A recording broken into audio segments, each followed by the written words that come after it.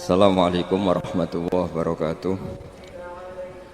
Bismillahirrahmanirrahim. Nahmaduka ya ghafuru ya syakuru. Mashalli wa sallim barik ala sayyidina maulana Muhammadin wa ala alihi wa sahbihi asma'in nama ba'du.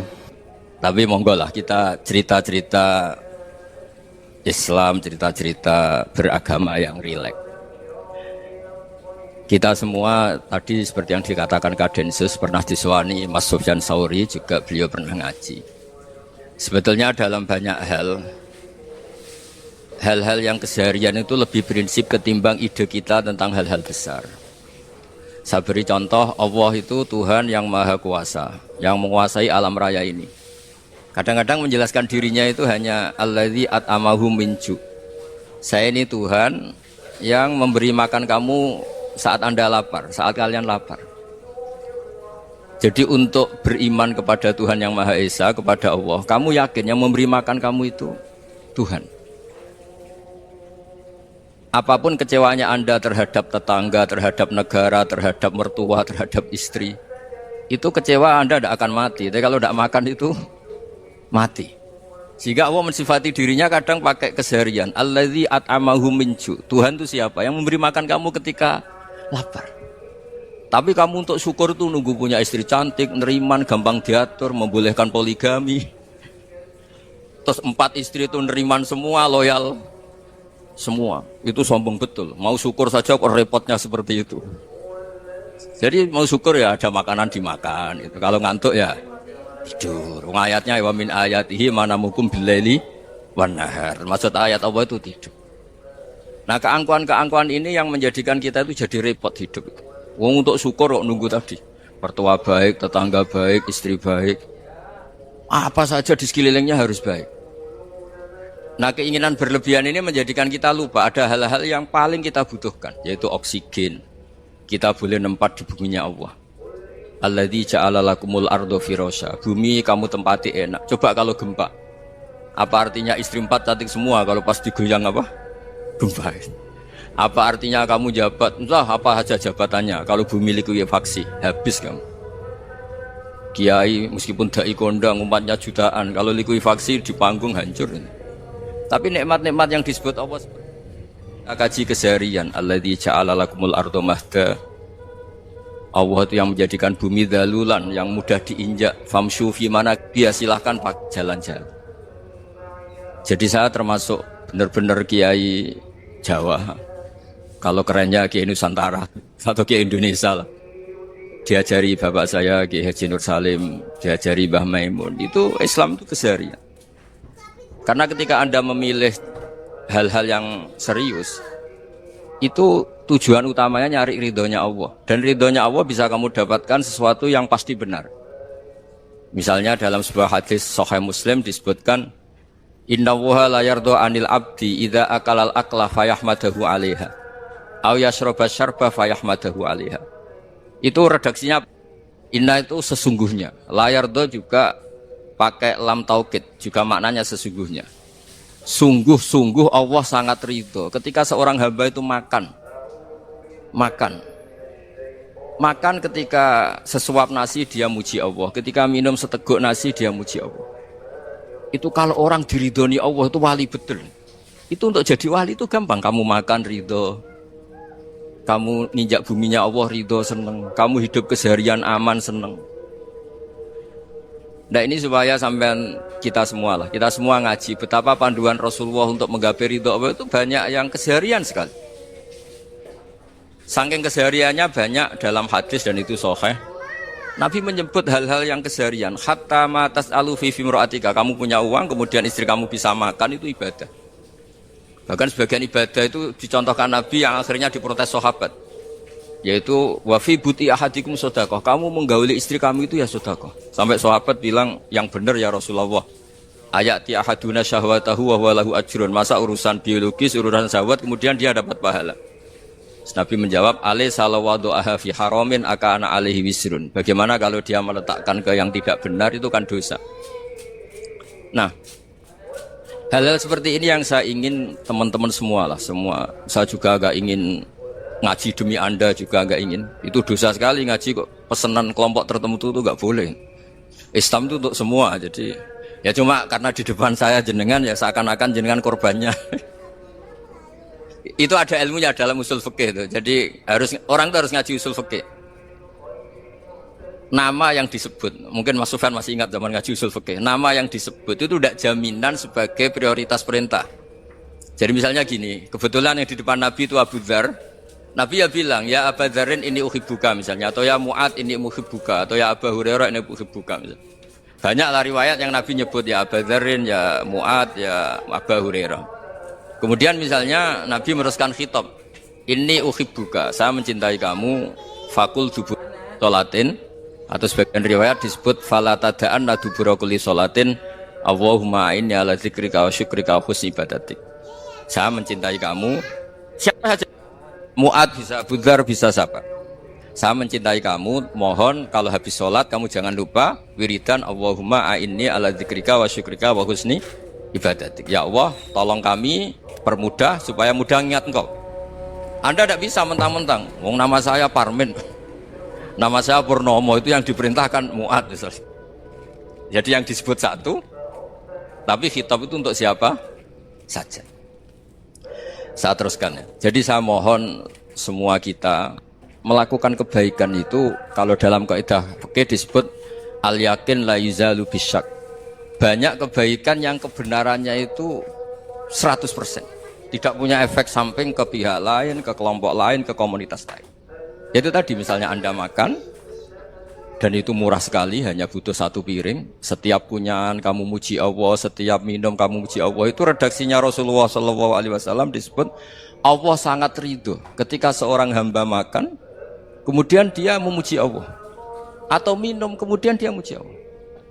Logikanya gampang. Negara seperti ini yang kamu harapkan bentuknya kayak apa, mertua, ipar, komunitas, tetangga, itu nyata terjadi itu kan belum pasti. Sementara yang mesti terjadi adalah kamu butuh makan, kalau tidak mati. Butuh minum, kalau tidak mati. Butuh bumi yang nyaman ditempati, kalau tidak kita juga mati. Sebab itu Allah kalau menyebut nikmatnya itu hal-hal yang keseharian. Alladzi at'amahum min ju'. Allah itu siapa? Allah itu yang menciptakan kamu bisa makan. Tidak berlebihan. Allah itu yang menciptakan kondisi sosial itu ideal. Zaman Nabi itu ya ada orang munafik. Orang-orang pilihan Allah itu juga diuji orang sekelilingnya yang macam-macam. Semua diuji sesuai konteks zaman dan waktu. Nah, tapi ada ibadah-ibadah yang selalu disarankan Nabi. Sampai Nabi itu pernah ditanya, ayul Islam ya khairun ya Rasulullah, Islam terbaik itu gimana? Jawaban Nabi itu unik. It'amu to'am. Islam terbaik itu ya makan-makan, santai-santai. Ketika Allah menyebut beberapa kebaikan, falak tahamal akobah, wa ma adrokan apa? Mal akobah. Terusannya apa? Fakku rokobah. Terusannya apa? Au it'amun fiyaumin di masubah. Ya, atau acara makan-makan itu juga Islam. Kenapa? Ya bayangkan kalau tidak ada makanan, kita mati kan? Kondisi sosial tidak ideal itu Anda masih gak apa-apa. Tapi kalau Anda tidak makan, Anda tidak minum, kamu punya istri cerewet masih bisa hidup, punya mertua cerewet masih bisa hidup. Tapi kalau tidak makan bisa mati. Berarti penting mana istri sama makan? Penting mana? Makan. Semoga istri Anda dengar. Nanti kamu disuruh makan tapi pulang deh. Itu kalau dibahasakan makan masih memahami. Penting mana nasi satu piring dengan istri? Nggak ada nasi mati, nggak ada istri belum mati. Penting mana? Gak berani jawab kan? Nah, ternyata Anda ada garang kan di depan istri. Jadi saya mohonlah, mungkin Mas Sufyan Sauri tadi yang bisa bantulah teman-teman tuh ngaji yang keseharian saja.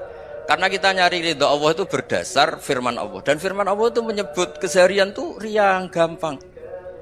Itu tadi misalnya wa min ayatihi manamukum billaili wan nahar. Termasuk ayat-ayat Allah itu kamu tidur. Maka dulu itu ada guyonan, ada tokoh Mu'tazilah, kelompok dalam Islam yang berpikir manusia itu bisa menentukan ikhtiarnya sendiri. Karena saya bisa duduk, duduk, ingin berdiri. Karena kelompok ini nggak terima kalau semua kehendak Allah, nanti bagaimana kalau semua kehendak Allah kok ada hisab ya, ada sanksi. Lucunya itu dia akhirnya, ini cerita ya, mencintai seorang perempuan cantik sekali. Dan itu dia menjadi ahli sunnah itu oleh hal-hal yang sepele. Karena istrinya cantik, Ya namanya suami istri itu hubungan intim. Terus ditanya, Mas masih ingin lagi? Masih. Silahkan diulang lagi. Wah ya tidak bisa. Katanya manusia bisa menentukan yang diinginkan. Itu tobat itu. Itu nggak bisa ditobatkan Mas Sufyan Ats-Tsauri. Orang cantik yang mudah nobatkan orang itu orang cantik. Segampang itu. Akhirnya kita tahu. Makanya kalau dalam kitab Hikam itu disebut al-akil mayakul madza yaf'alu wa hubi wal ghafil mayakul madza af'al. Orang yang punya akal karena sadar ini wilayah Allah, semua milik Tuhan. Itu dia tiap hari berpikir, besok Allah akan melakukan apa terhadap dunia ini. Kamu merencanakan suatu mau plesir ternyata gempa. Mau wisata ke Rusia ternyata perang. Kamu tidak pernah tahu apa yang akan terjadi besok. Wa ma tadri nafsum madza taksibu ghadan. Tapi anda semua kita ini sering punya jadwal permanen. Makanya saya kalau diundang siapa saja bisa takdir. Yang jelas Gus ini acara penting. Ya masih acara penting nak pangeran ngersakno piye. Kok ape dadi pangeran kamu kok mau jadi Tuhan. Itu kadang ya kiai. Penting Gus acara ini jenengan harus memastikan bisa. Loh, kamu itu yang ngajarin tauhid sesuatu itu biadillah kok bilang-bilang apa pasti. Kalau maksa terus tak tobatkan dong kamu kata saya itu. Ya kalau gitu Gus bilang insya Allah. Wah itu hati saya, fisik saya, roh saya sudah bilang insya Allah. Tidak usah kamu latih kata saya. Nah hal-hal tauhid keseharian itu gampang sebetulnya. Wal ghafil yaqulu madza af'al. Tapi orang yang lupa Allah dia setiap hari bilang besok apa? Kita bisa melakukan apa? Seakan-akan dia itu aktor, dia penting, dia subjek permanen, dia. Padahal kita ini hanya objek kehendak Allah Subhanahu wa taala. Karena kita yakin sesuatu yang terjadi di alam raya ini kita tidak bisa apa-apa. Makanya saya sering ngaji, sering bilang saya. Ketika Anda mensifati Allah, Dia yang menghidupkan. Sudah itu tanamkan sehingga ketika kita mati santai saja. Kenapa santai? Allah punya cara menghidupkan kita. Zaman kita hidup juga gak tahu caranya ngelola jantung, ngelola paru-paru. Kamu juga gak tahu ngelola oksigen yang tidak beracun, tidak mengandung polusi. Tahu-tahu hidup. Gak ingin tua ya tahu-tahu tua, gak ingin mati tahu-tahu mati. Selama ini kita hidup juga gak tahu apa. Hanya gaya tok, punya jadwal, punya planning. Kalau kamu bisa menentukan pilihan Anda, pasti Anda istrinya cantik, 4 neriman semua, kona'ah semua. Nyatanya enggak kan? Ada 1 jelek, cerewet. Wah itu kan, nyatanya enggak bisa apa-apa Anda kan? Dan kamu bawa mati lagi. Itu kan, istri Anda juga gitu, punya keinginan, punya suami yang ganteng, yang jabat, yang neriman, yang enggak poligami. Ya enggak kesampaian juga. Kalau kita ngitung tingkat kegagalan kita itu gagal terus. Ya kan? Nah, terus ingat Allah. Madza yaf'alu wa hubi. Orang yang punya akal selalu berpikir Allah itu menghendaki apa terhadap saya. Lalu sama-sama orang itu. Ngelihat orang yang serius, itu kata Anda itu pemikir berat, serius. Senang punya tokoh yang merengut karena kamu anggap serius. Tapi sebagian orang anggap orang yang serius itu wong merengut, wong masam, wong muka kok ditekuk. Jadi sama itu hati ya muqallibal qulub tsabbit qalbi ala dini, karena kita enggak tahu cara berpikir kita tentang orang lain, tentang sekeliling kita. Misalnya kita orang baik yang jenis ngrumat fakir miskin. Ada orang bangun masjid mewah itu janggal. Apa artinya masjid mewah kalau banyak orang kelaparan? Tapi kalau yang jenis pendidikan apa artinya masjid mewah kalau tidak bisa ngaji? Nanti yang jenis infrastruktur apa artinya ini kalau semuanya punya sudut pandang yang berbeda-beda. Dan Islam mengapresiasi semua kebaikan. Tapi katakan semua kebaikan itu adalah kehendak Allah Subhanahu wa taala. Karena apapun baik Anda itu pakai fasilitas yang diberikan oleh Allah Subhanahu wa taala. Sehingga ini yang disebut qulillah tsumadarhum fi khawdihim yal'abun. Ya kembali tadi ke tema-tema bahwa keseharian Anda ini sudah Islami. Saat Anda tidak bisa melakukan apa saja. Saya sering ada jenazah, biasanya kalau tetangga meninggal saya sering disuruh ngelepas. Saya bilang orang ini baik karena sering ngelamun di rumah, sering nganggur di rumah. Ditanya sama anaknya, kenapa Gus nganggur baik? Ya kalau dia nganggur artinya juga gak berbuat sesuatu yang maksiat kan? Ya kan, orang nganggur di rumahnya ya tidak bunuh orang, tidak maling, tidak korupsi, ya namanya nganggur di rumah. Lah cuma istri cara pandang nganggur gak menghasilkan uang gitu. Tapi juga gak menghasilkan kriminal kan? Jadi sebenarnya Islam itu makanya kalau sampai ngaji usul fikih itu ada kitab usul fikih namanya Lubul Usul, itu terkenal sekali di pesantren itu. Itu kalau ngapresiasi keseharian itu luar biasa. Izma min mubahin illa wa yatahaqqaqu bihi tarku haramimma. Karena keseharian yang mubah saat Anda lakukan itu ada kehebatan yang luar biasa, yaitu meninggalkan haram. Makanya dulu banyak orang-orang alim ketemu temannya itu guyon sampai semalaman. Itu biasanya yang semangat Islam itu, kiai kok udah tahajud, kiai kok udah witir. Orang yang sedang mapan uangnya banyak, malam itu udah kelayaban itu sudah luar biasa. Melawan nafsu supaya tidak maksiat itu sudah luar biasa. Supaya lupa guyon sama temannya semalaman sampai subuh. Gojlok-gojlokan ngenang zaman miskin, zaman kuliah gak jelas, zaman apa. Melihatnya jangan tarkut tahajud. Seperti ini meninggalkan tahajud, tapi meninggalkannya ini talkul muharramat. Jadi kayak apa hebatnya? Sehingga Imam Ghazali punya riwayat yang agak unik. Hatta takuna ibadatu akhiri hadil ummah iku an-naum. Sehingga suatu saat ibadah terbaik umat ini itu tidur. Itu kan riwayat kontroversi. Ketika Imam Ghazali saja, kenapa iya? Kenapa kamu mulai keluar dari rumah itu sudah banyak maksiat? Melihat perempuan yang enggak mahram, melihat fenomena. Tapi kalau kamu tidur itu enggak melihat apa-apa. Tapi juga kamu jangan nganggap tidur itu ibadah betul. Saatnya melakukan fardu ain malah masih tidur. Tapi itu sudut pandang yang menjadikan kita Islam itu gampang. Jadi saat Anda tidak bisa aktivitas apa-apa, misalnya ada beberapa orang yang lumpuh. Lumpuh itu memang nggak bisa Jumatan, nggak bisa ibadah, tapi dia juga nggak bisa maksiat.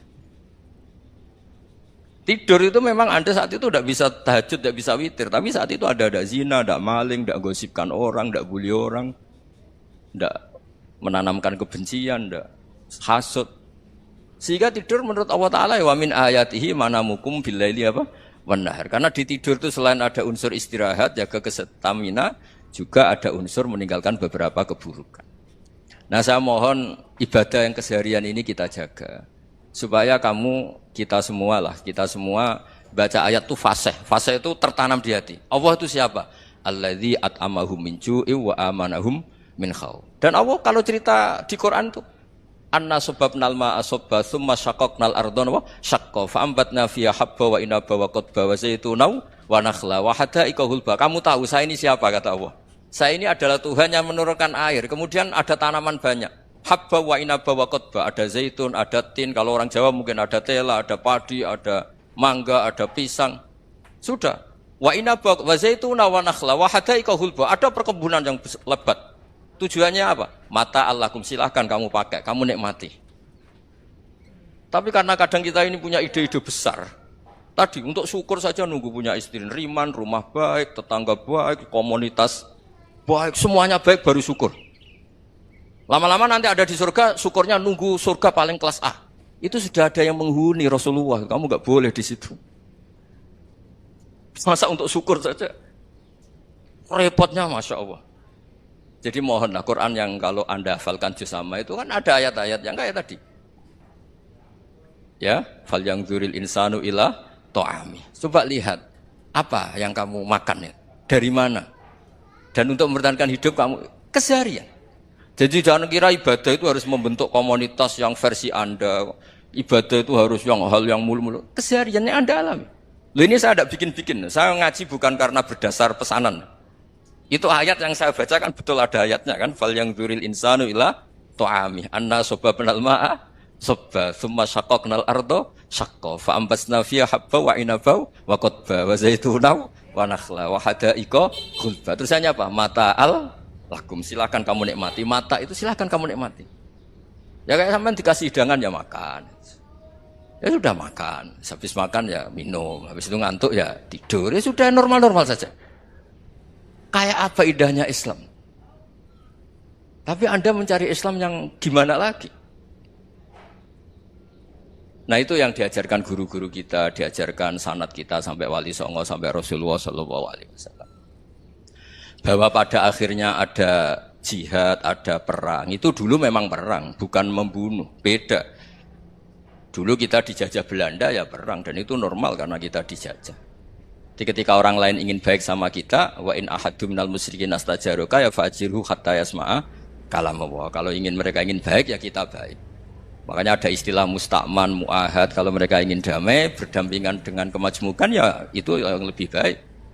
Karena memang Islam menghormati proses perdamaian.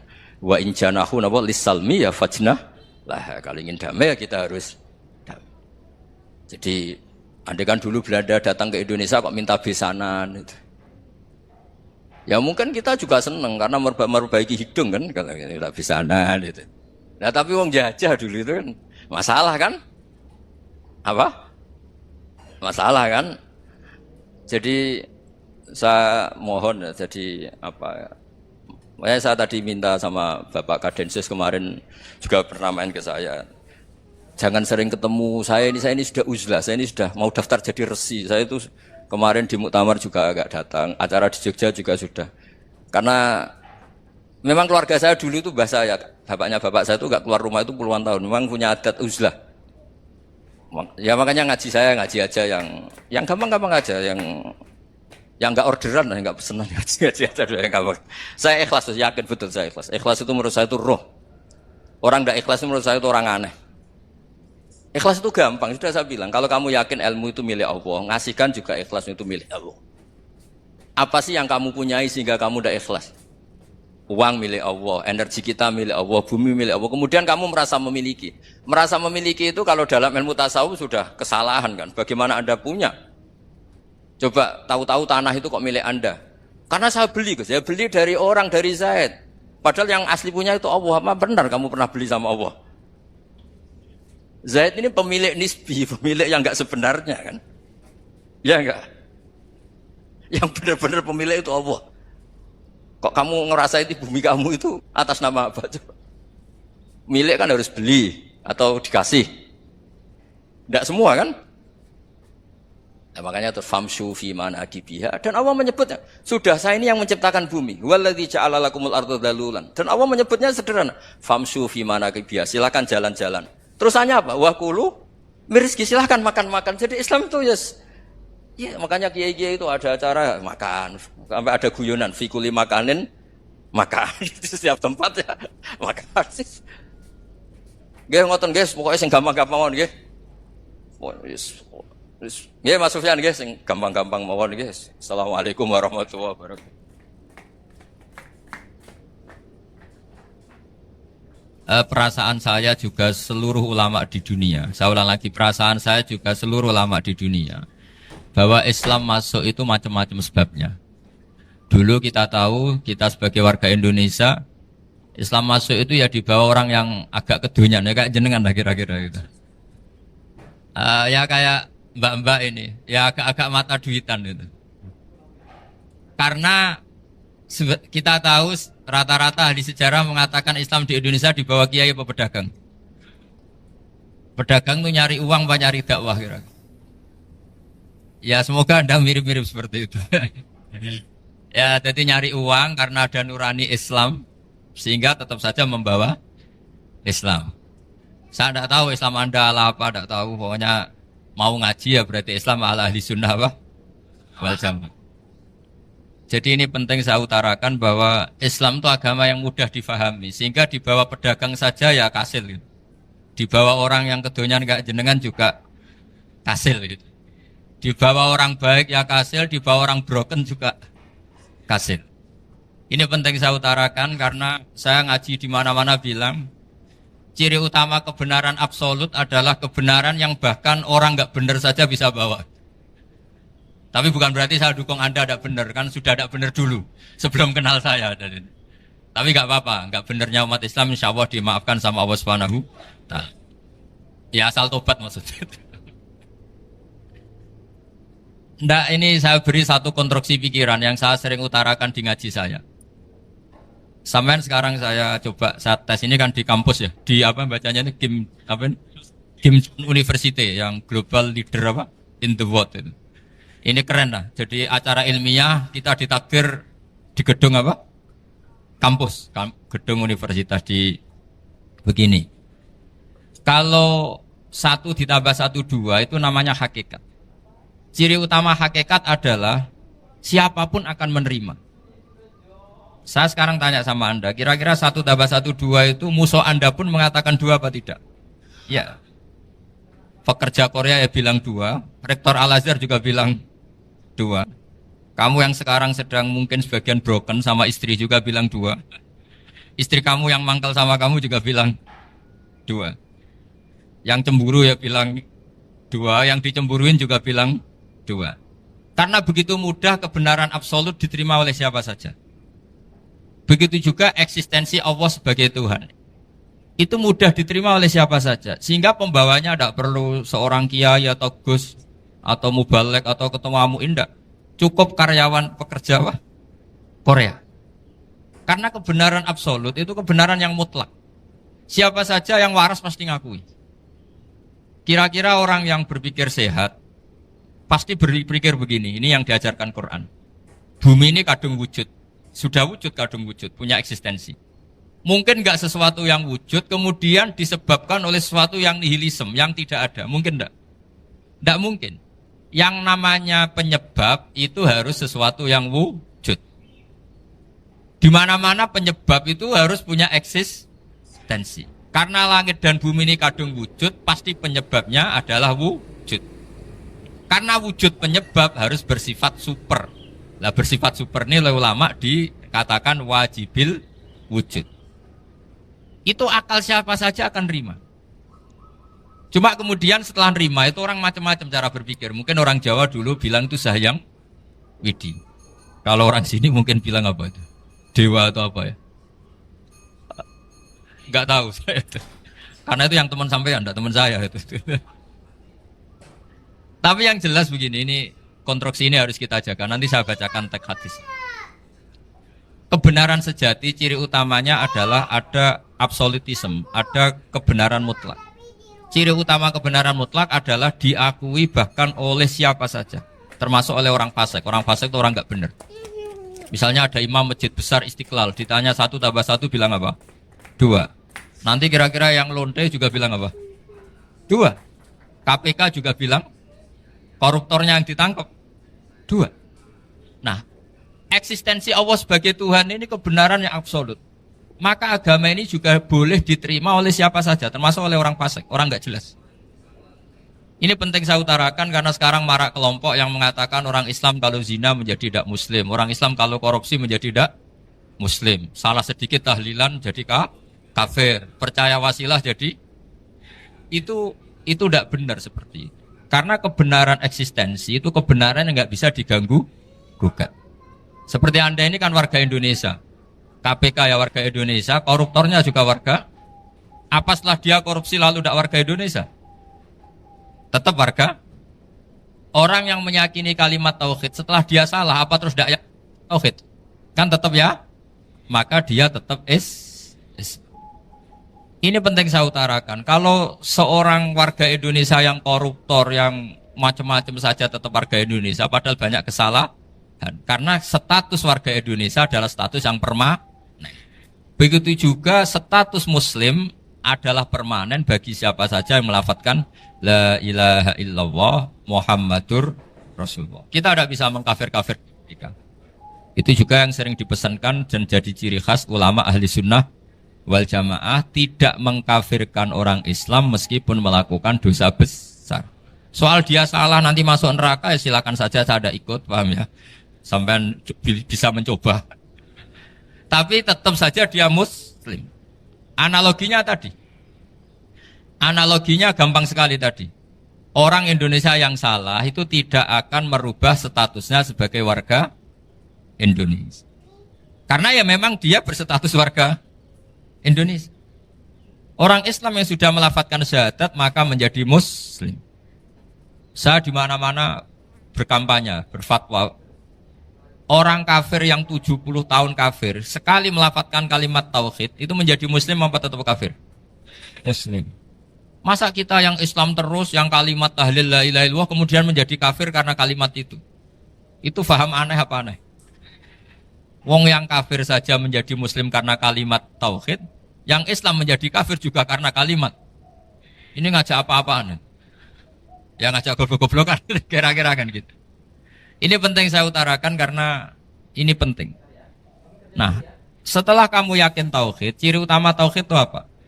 Menstatuskan sesuatu sebagaimana hakikatnya.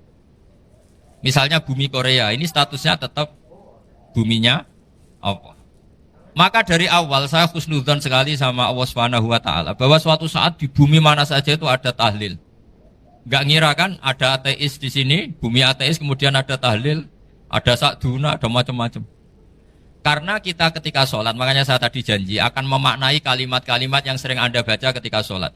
Di sholat saat ada itidal ngendikan apa? Rabbana lakal hamdu, ayo dibaca, mil'us samawati wa mil'ul ardi wa mil'u ma syi'ta min syai'im ba'du.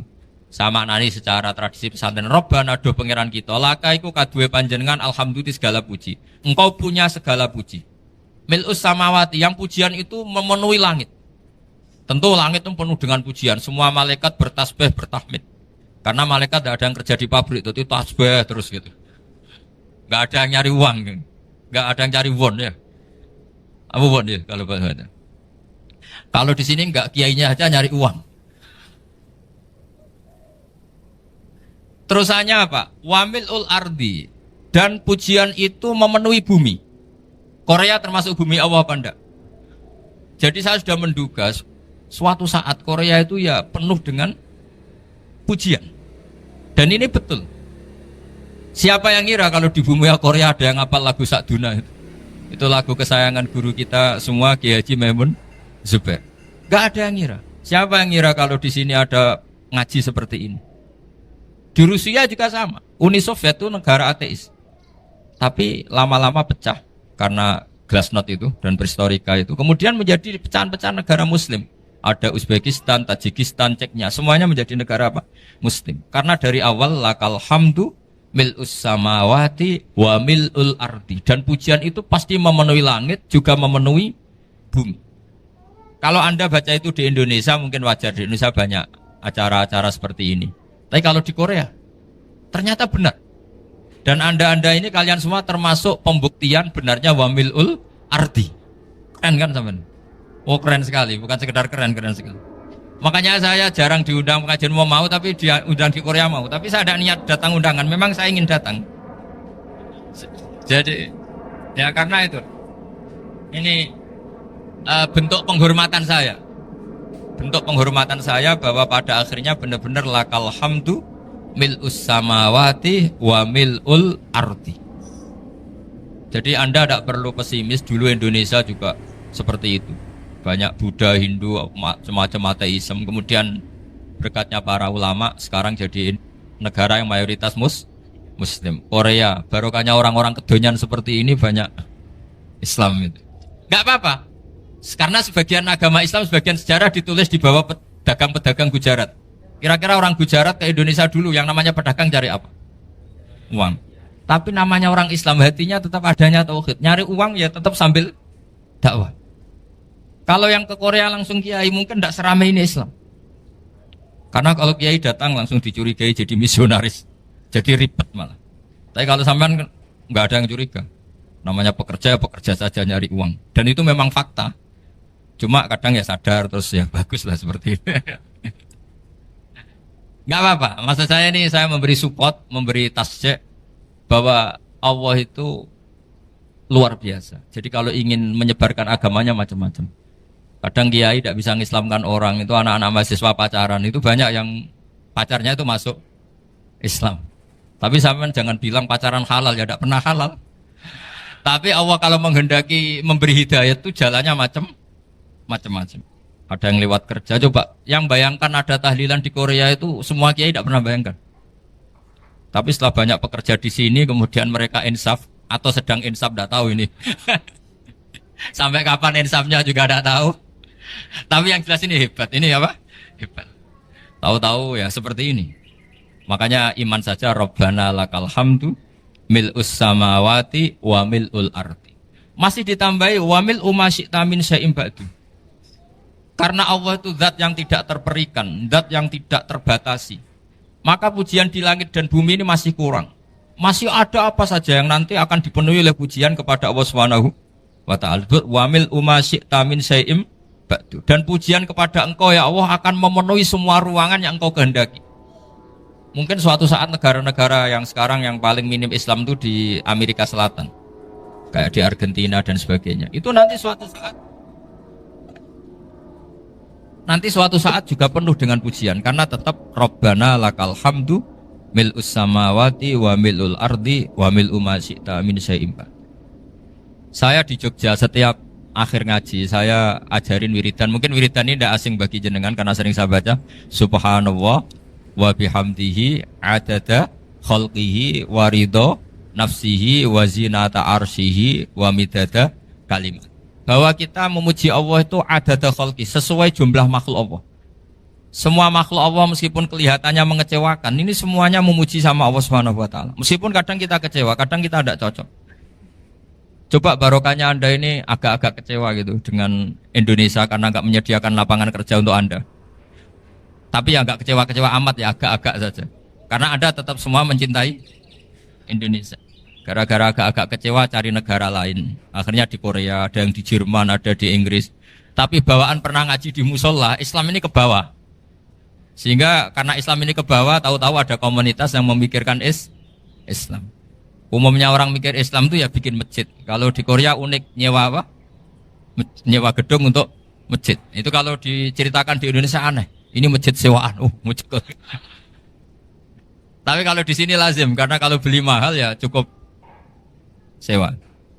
Saya tidak tahu kalau dalam terminologi agama tempat Anda sujud ini nanti jadi saksi di akhirat. Itu yang permanen apa yang sewaan tidak tahu. Jadi nanti bumi ini tanya, ya saya ya Allah pernah dipakai sujud, tapi setelah 1 tahun nggak kuat menambah lagi. Makanya saya dukung tadi yang ada gerakan masjid apa.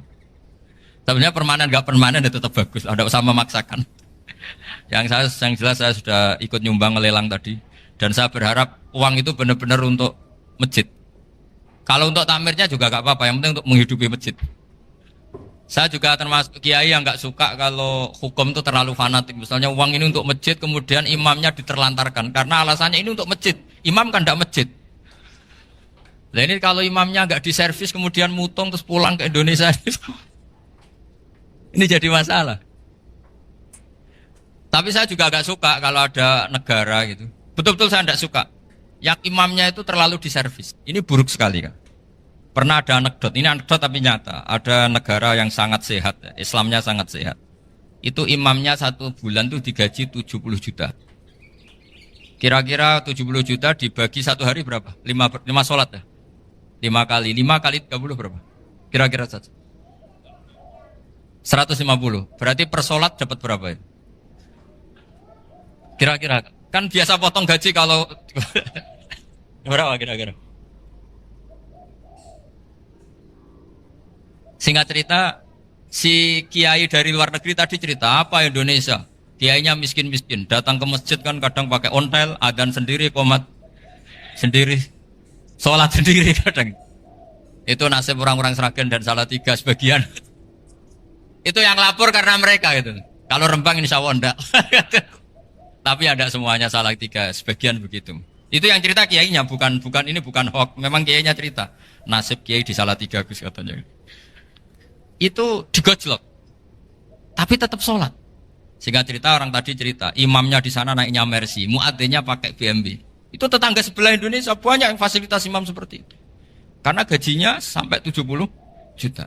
Setelah dia cerita bangga karena negaranya mengapresiasi imam sholat, sama kayak Indonesia dia omongin gini, makanya kamu sholat terus, takut potong gaji ya. Gitu. Itu kagetnya bukan main dia. Dikira itu satu sifat kelebihan negaranya, ternyata buruk sekali karena imam sholat karena takut potongan gaji.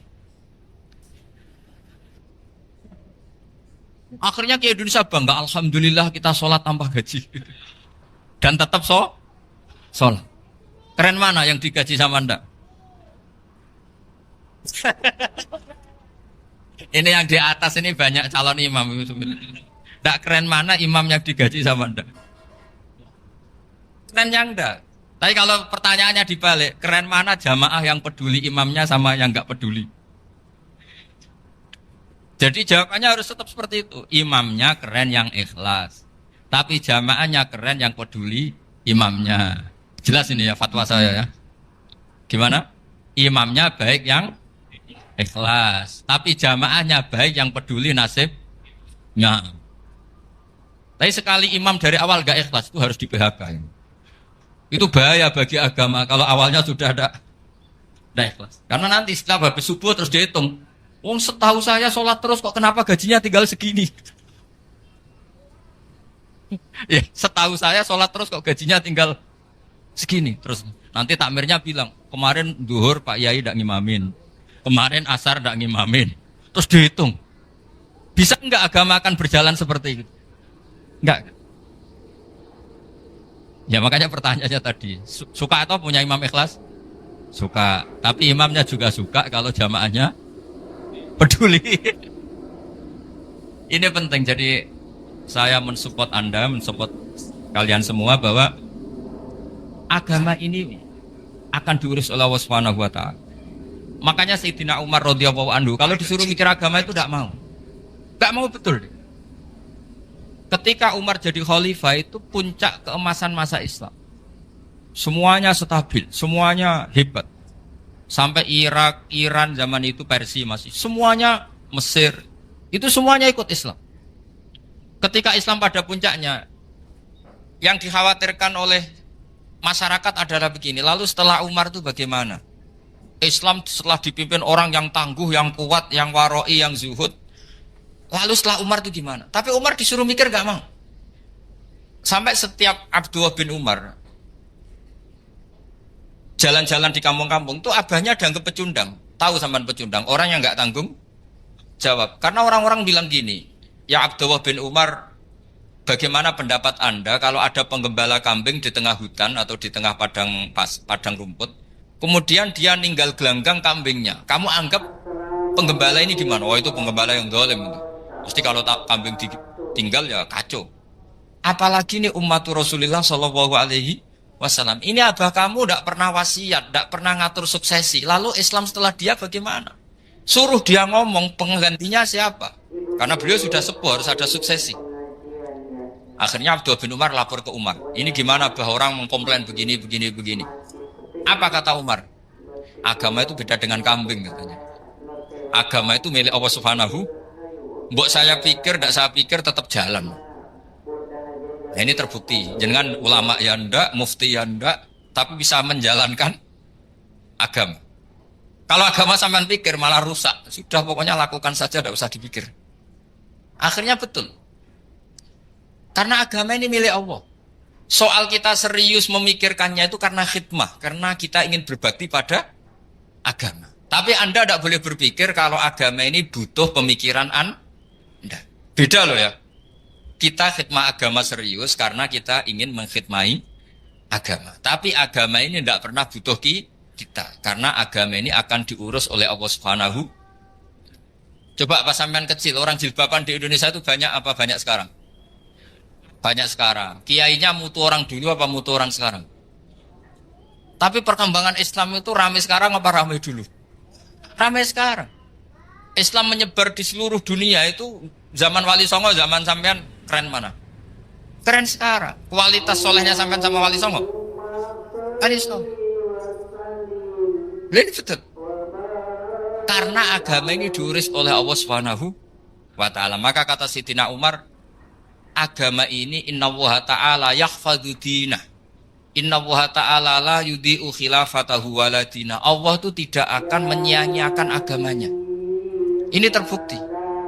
Agama ini pernah dipimpin orang terbaik di dunia, yaitu Rasulullah Shallallahu Alaihi Wasallam.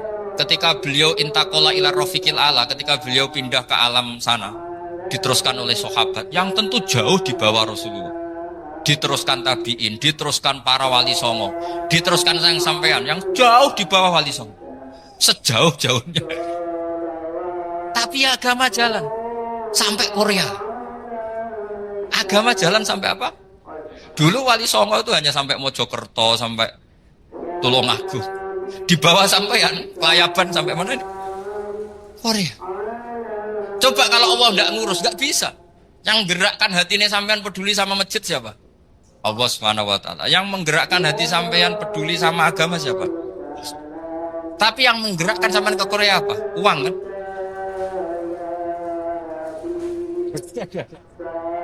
Enggak, enggak apa-apa, jujur saja, jujur ya, santai aja. Ini bagian dari keramatnya jenengan. Niatnya agak bener tapi dibenerin Allah di sini. Dari awal niatnya kan uang gitu. Tapi setelah di Korea dibenerin Allah. Mbok ingat agama gitu. Keren kan? Makanya yang syukur sama Allah Subhanahu wa ta'ala. Yang bisa hanya Allah ta'ala. Makanya dalam dunia kiai selalu baca apa? Alhamdulillah alladzi hadana lihada wa ma kunna linahtadiya laula an hadana Allah. Alhamdulillah kita diberi hidayat seperti ini. Kalau tidak Allah tidak bisa. Sudah mata duitan, kadang istri ngomel, mertua tidak percaya. Sudah setengah-setengah broken gini di...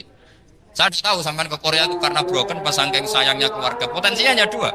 Dibela-belain kerja demi keluarga atau agak broken maka ke sini. Tapi apapun potensi itu tetap baik. Itu takdir sudah, itu takdir tidak usah dibicarakan. Semua itu apa? Karena orang kalau sedang rukun ya tidak mau tukaran, kalau sedang tukaran ya tidak mau rukun. Itu sudah semuanya takdir. Kata bapak saya dulu kalau ada orang mau jualan tanah, Pak Yai tanah saya mau saya jual. Ini gimana padahal ini tanah warisan. Kata bapak, nak waya adol ya adol. Memang ini saatnya jual ya jual saja. Nanti kalau kaya saatnya beli ya beli saja. Karena kalau sudah saatnya jual mau beli ya mungkin kan. Mau memang saatnya jual. Kalau sudah kaya kan nggak mungkin jual tanah, saatnya beli. Maka semoga masalah di keluarga sampean ya masalah musiman. Maksudnya yang tukarannya ini musiman, yang rukunnya permanen. Jangan tukarannya permanen, rukunnya musiman. Setelah melihat yang lebih cantik, katut babon, nggak tahu, nggak tahu. Nah ini semoga katut masjid ini bagian dari kafaroh sampean itu. Jadi kafaroh kesalahan-kesalahan di sampean. Ini penting saya utarakan karena agama itu beda. Agama ini diurus oleh Allah Subhanahu. Jadi kita mengerahkan pemikiran itu bukan karena kita akan menyelamatkan agama ini, tidak. Agama ini diselamatkan oleh Allah Subhanahu wa ta'ala. Coba kayak apa Uni Soviet kuatnya itu. Mengkooptasi supaya orang semuanya ateis, semuanya komunis. Itu 100 tahun Uni Soviet begitu. Tapi orang-orang Uzbek, Ceknya, Tajikistan tetap mengajari anak-anaknya tauhid. Itu ada yang cerita itu sampai mengajarkan tauhid itu di bawah tanah, di basement. Tapi Allah menghendaki Rusia itu Uni Soviet jatuh. Ketika jatuh, negara-negara ini langsung menjadi negara Islam, yaitu Uzbek, Tajikistan, Ceknya. Mungkin gak mereka langsung menjadi negara Islam, andai kan saat menjadi Uni Soviet benar-benar menjadi ateis. Gak mungkin kan? Karena saat dikooptasi Uni Soviet, akidah mereka tetap tauhid, cuma gak berani muncul. Artinya apa? Uni Soviet gak bisa menghabisi Islam. Kurang kerennya Uni Soviet zaman itu. Bisa gak menghabisi Islam? Gak bisa. Donald Trump dulu termasuk Islamfobia, tapi setelah dia anti-Islam malah orang Amerika demo supaya memperhatikan Islam. Nggak bisa. Makanya Korea pun nggak bisa menghabisi Islam. Kalau sampean menghabisi Islam sendiri bisa, karena terus nggak mau sholat, nggak mau zakat itu sampai. Tapi sampean toh yang Islamnya habis, Islam tetap baik-baik saja. Makanya ini penting saya utarakan supaya kamu pede bahwa agama ini pernah dibawa orang yang pedagang. Ya soal ada sebagian pendakwah yang ikhlas ya banyak, tapi sejarah yang gampang kita lihat adalah Islam itu dibawa oleh apa? Pedagang Gujarat, pedagang India. Nggak apa-apa, sejarah itu meskipun sebagian menentang nggak apa-apa, tapi sejarah itu tetap ada. Pasti sebagiannya memang seperti itu, dan itu tidak masalah. Saya ulang lagi, itu tidak masalah. Coba dulu pemain bola kalau di Inggris itu kalau mau sholat susahnya bukan main. Apalagi kalau mau puasa. Kalau di sini kerja puasa katanya mati lu kalau apa? Puasa. Kalau mau sholat katanya dicari mana ini berhalanya kok. Kata orang-orang ateis kan gitu, dicarikan patungnya. Ini sholat tuh gak ada patungnya, ini gimana ini? Ya ngalamin gitu. Tapi Allah Maha Kuasa. Banyak investor mana itu Dubai atau Qatar yang tertarik investasi di dunia bola. Kayak Sulaiman Al-Fahim makanya beli Manchester City. Itu sekarang pelatihnya negara orang sholat gak berani, bahkan di tengah stadion dibangunkan masjid. Kalau sampai daftar jadi muadzin bisa. Apa nyanyi Sakduna di sana juga bisa. Dulu Aljazair bencinya bukan main. Apa Perancis sama orang Islam itu bencinya bukan main. Barokahnya Zidane pemain bola dan juara dunia, terus Zidane turunan Aljazair. Akhirnya orang Perancis itu mencintai Islam, itu barokahnya sepak bola. Allah punya sekian cara untuk mengenalkan Islam. Di Prancis dikenalkan lewat pemain sepak bola. Nah di Korea ini yang agak unik, dikenalkan lewat pecinta bola. Saya jamin ini tidak apa-apa, sudah tidak apa-apa, sudah aman. Jamin aman. Pokoknya alhamdulillahilladzi hadana lihada wa ma kunna linahtadiya laula an hadana. Karena agama ini dibawa oleh Allah Subhanahu wa taala, yang menjaga juga Allah Subhanahu wa taala. Sama tidak usah khawatir. Kalau ada kelompok tertentu yang mengkhawatirkan Islam, sekarang Islam bahaya gini-gini, itu kurang roja, itu kurang optimis itu. Harapannya sama Allah tipis, harus ngaji lagi. Agama ini limangka nayarjuwa hawal yomal akhir. Agama ini bagi yang terus-menerus berpengharapan kepada Allah Subhanahu wa taala. Agama ini limangka nayarjuwa, coba bahasa Arabnya roja yarju rojaan. Maknanya harapan. Jadi agama ini bagi yang selalu berpengharapan, bukan yang pesimis, bukan yang hati kecil, apalagi yang tukang putus asa. Coba agama ini begitu luar biasa, dibawa orang yang macam-macam. Di Perancis dibawa oleh pemain apa? Bola. Ada masjid di Inggris itu ya dibawa mahasiswa-mahasiswa itu yang dulu sebagian yang nggak pernah ngaji, setelah di Inggris bikin komunitas pengajian. Di Korea dibawa di pecinta apa? Tapi lama-lama cinta Tuhan. Karena ya memang sebenarnya sudah cinta Tuhan. Cuma ya cara cinta ini nunggu punya uang. Ya sudah, alhamdulillah seperti ini sudah luar biasa sudah. Insya Allah diterima oleh Allah Subhanahu wa taala. Saya selalu berharap semoga ini tetap satu bukti bahwa Allah itu harus kita sembah di mana-mana. Karena tadi Allah akan selalu Rabbana lakal hamdu mil'us samawati wa mil'ul ardi wa mil'u ma syi'ta min syai'in ba'du. Bahwa pujian kepada Allah akan selalu memenuhi langit dan memenuhi bumi. Bumi Korea termasuk buminya Allah. Makanya pegangan yang saya minta sama pengurus untuk di-share adalah Dawe Rasulullah Shallallahu Alaihi Wasallam. Mungkin nanti panitia harus mengeser itu. Ini Musnad Ahmad, riwayat dari Imam Ahmad. Al-Bilad bila dua. Sudah punya? Nanti di-share ya yang gitu. Al-Biladu bila dua. Bahwa negara hakikatnya adalah negara Allah. Wal ibad ibadullah. Semua hamba hakikatnya adalah hamba. Di hadis itu fahaitsuma asabta khairan fa'akim. Kapan saja kamu menemukan kebaikan di tempat Anda berdomisili, fa'akim, kamu enggak apa-apa di situ. Kamu di sini dapat uang, dapat masjid, sewa masjid. Enggak tahu sewa apa permanen, pokoknya itu bagus gitu aja. Buminya dirayu. Bumi meskipun ini enggak permanen, tapi tetap jadi saksi loh ya. Harus ada kompromi ini. Karena kalau dengar orang Indonesia jadi aneh, masjid kok nyewoi. Tapi aneh di Indonesia, ada aneh di sini, sampean tenang saja. Tentu malaikat pencatat di sini juga sudah tahu kalau sebagian masjid itu sewaan. Jadi ya ada iskal-iskal amat lah, sudah. Nggak janggal-janggal amat karena kondisional Jadi saya nanti minta panitia supaya mengeser tadi hadis riwayat siapa? Imam Ahmad bin Hambal yang diriwayatkan oleh salah satu minal asroh al-mubasyarina bil jannah, yaitu Zubair bin Awam. Nabi ngendikan al-biladu biladullah, negara mana saja adalah negara Allah. Wal ibad ibadullah, semua hamba adalah hambanya Allah. Fahaitsuma asabta khairan, di mana saja kamu mendapatkan kebaikan, fa'akim, kamu tidak apa-apa berdomisili di situ. Ya saya mohon ini penting sekali. Pokoknya saya mohon kalimat tauhid ini dijaga. Karena kalimat tauhid ini kata semua ulama kasyajaratin thayyibatin asluha tsabitu wa far'uha fis sama. Dan kalimat tauhid ini pasti tu'ti ukulaha kullahinin bi'izni rabbiha. Kalimat tauhid yang dibawa umat Islam seluruh dunia. Meskipun dia orang fasik, orang enggak benar, tetap tu'ti ukulaha kullahinin bi'izni rabbiha. Kalimat ini akan membawa berkah bagi orang yang dihinggapi atau didomisili umat Islam. Coba sebagian nanti orang Korea menjadi muslim itu karena di sini ada komunitas pekerja muslim, kemudian menyisakan atharul Islam. Jejak-jejak Islam. Enggak apa-apa, pasti kalimat ini tu'ti ukulaha kullahinim bi'izni rabbiha. Jadi kalimat tauhid adalah kalimat yang kata Allah tu'ti ukulaha kullahinim bi'izni rabbiha. Anda tidak usah khawatir bahwa apa yang Anda lakukan apapun kecilnya akan ditulis oleh Allah Subhanahu wa taala. Kata Allah wa naktubu ma qaddamu wa atharahum. Gimana di surat Yasin itu? Inna nahnu nuhyil mauta wa naktubu ma qaddamu wa atharahum. Saya bisa menghidupkan orang mati dan semua amal kalian saya tulis, kata Allah. Wa atharohum, dan jejak-jejak yang pernah kalian lakukan juga ditulis. Tak terangno kowe nek ora paham kok nek mlebu swarga dadi paham. Dadi iki pilihane ku loro. Dadi nek kowe saiki ra paham kok ning swarga paham. Nek saiki paham kesuk ben mlebu neraka dadi ra paham. Dadi mun ra usah direncana mlebu napa? Neraka wae mlebu dhewe ra usah direncanakno mun.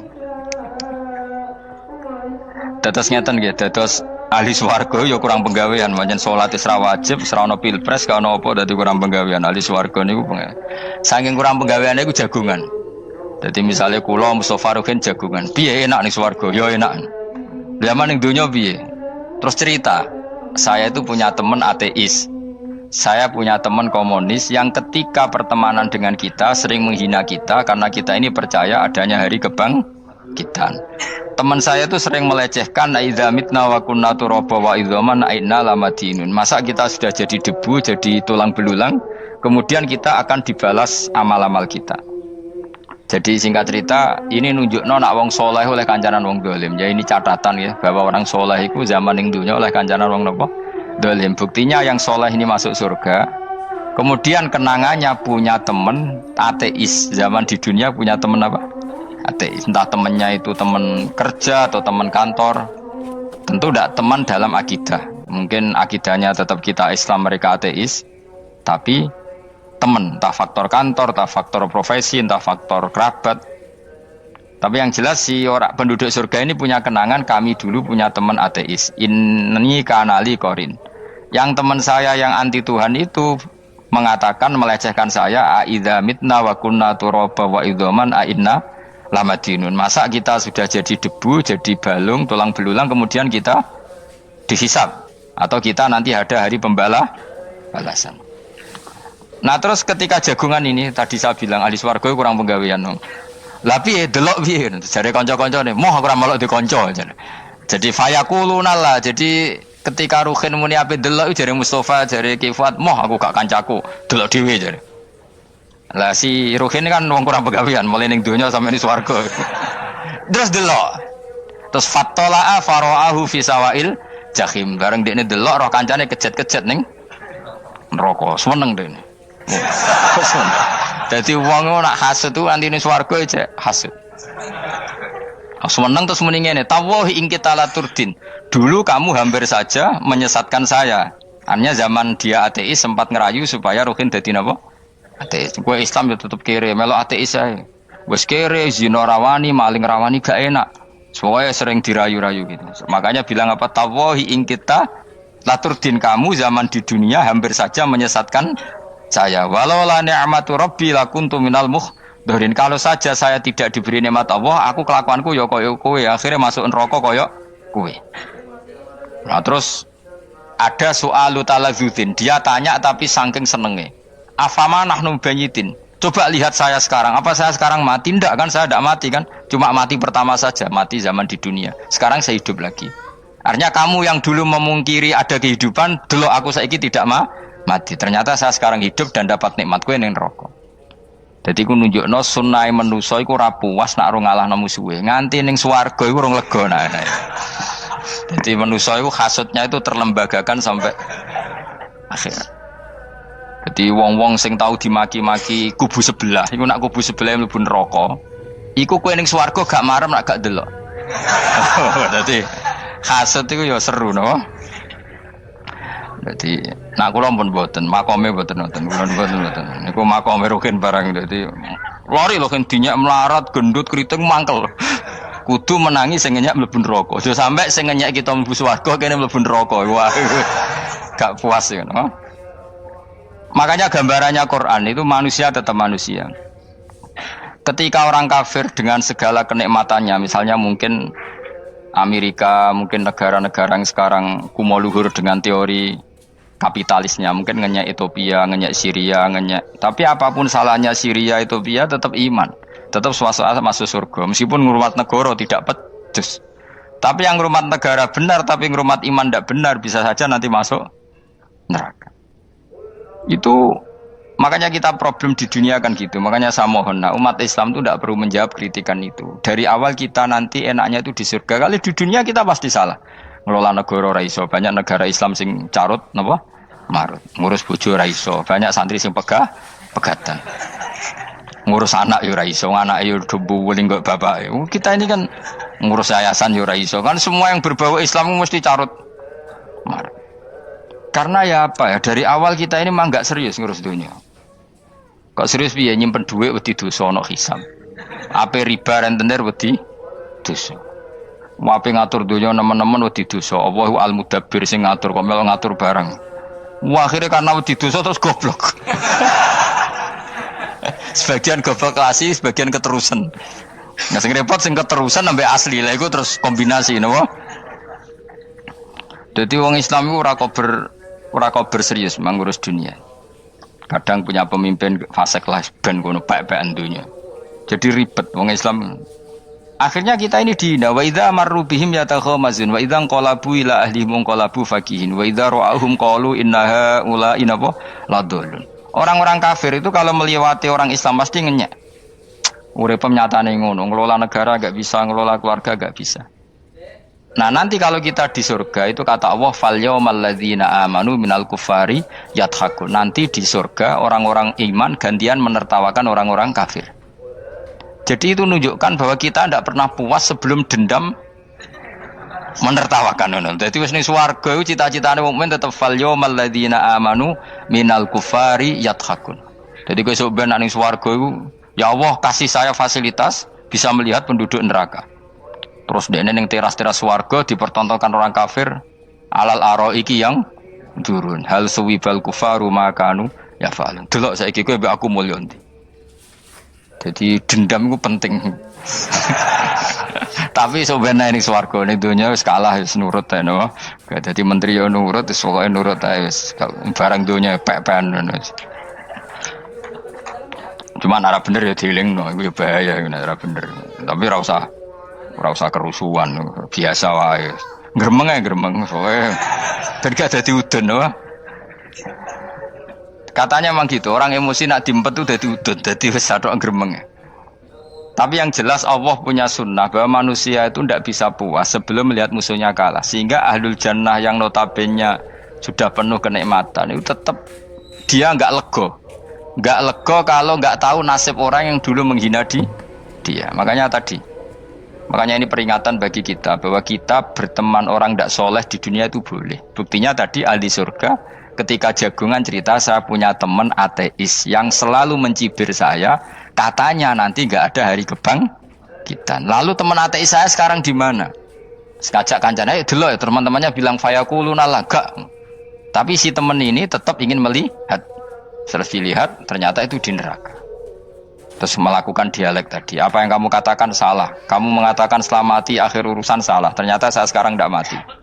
Afama nahnu bimai itin illa mutatanabuna. Jadi saya mohon sekali teman-teman yang hafal Quran itu harus hafal sampai seperti saya ini sehingga tahu duduk perkara ini Quran itu kayak apa. Maca Quran tok ibadah wis suwe nang maca Quran ibadah. Tapi ndak paham wong khawarit sing tukang mateni wong ya hafal Quran. Iku gara-gara ra paham iku akhire kewaco. Nah kandhani ku angel. Sing kandhani kudu aku. Nah sing kandhani Mustafa padu merapal kan. Sing kandhani kudu aku. Mbok yo wong ku mikir to. Apa gunane misalnya ki apal Pancasila. Tapi ra iso nglakoni napa? Pancasila. Ngapal tok keadilan sosial bagi seluruh pejabat. Antok ngomong ngono jelas timbang muni bagi seluruh rakyat Indonesia aja boleh. Quran juga gitu.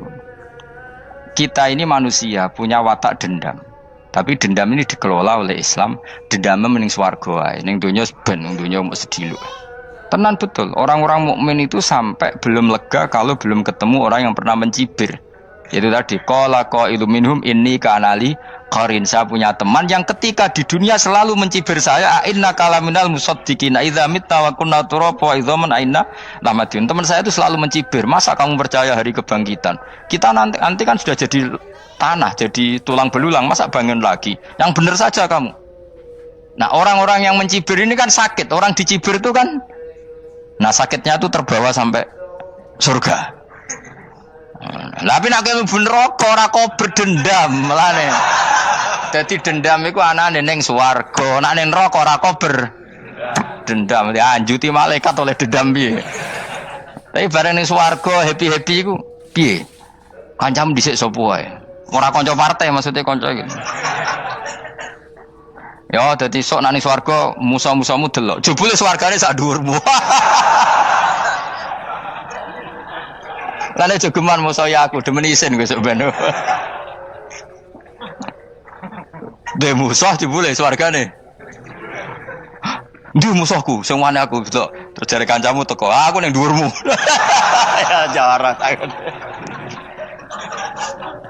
Repot ya. Jadi terus kedua, peringatan dari Quran. Allah itu saking kudrohnya itu senengane itu gawe fitnah. Fitnah itu sesuatu yang enggak masuk akal.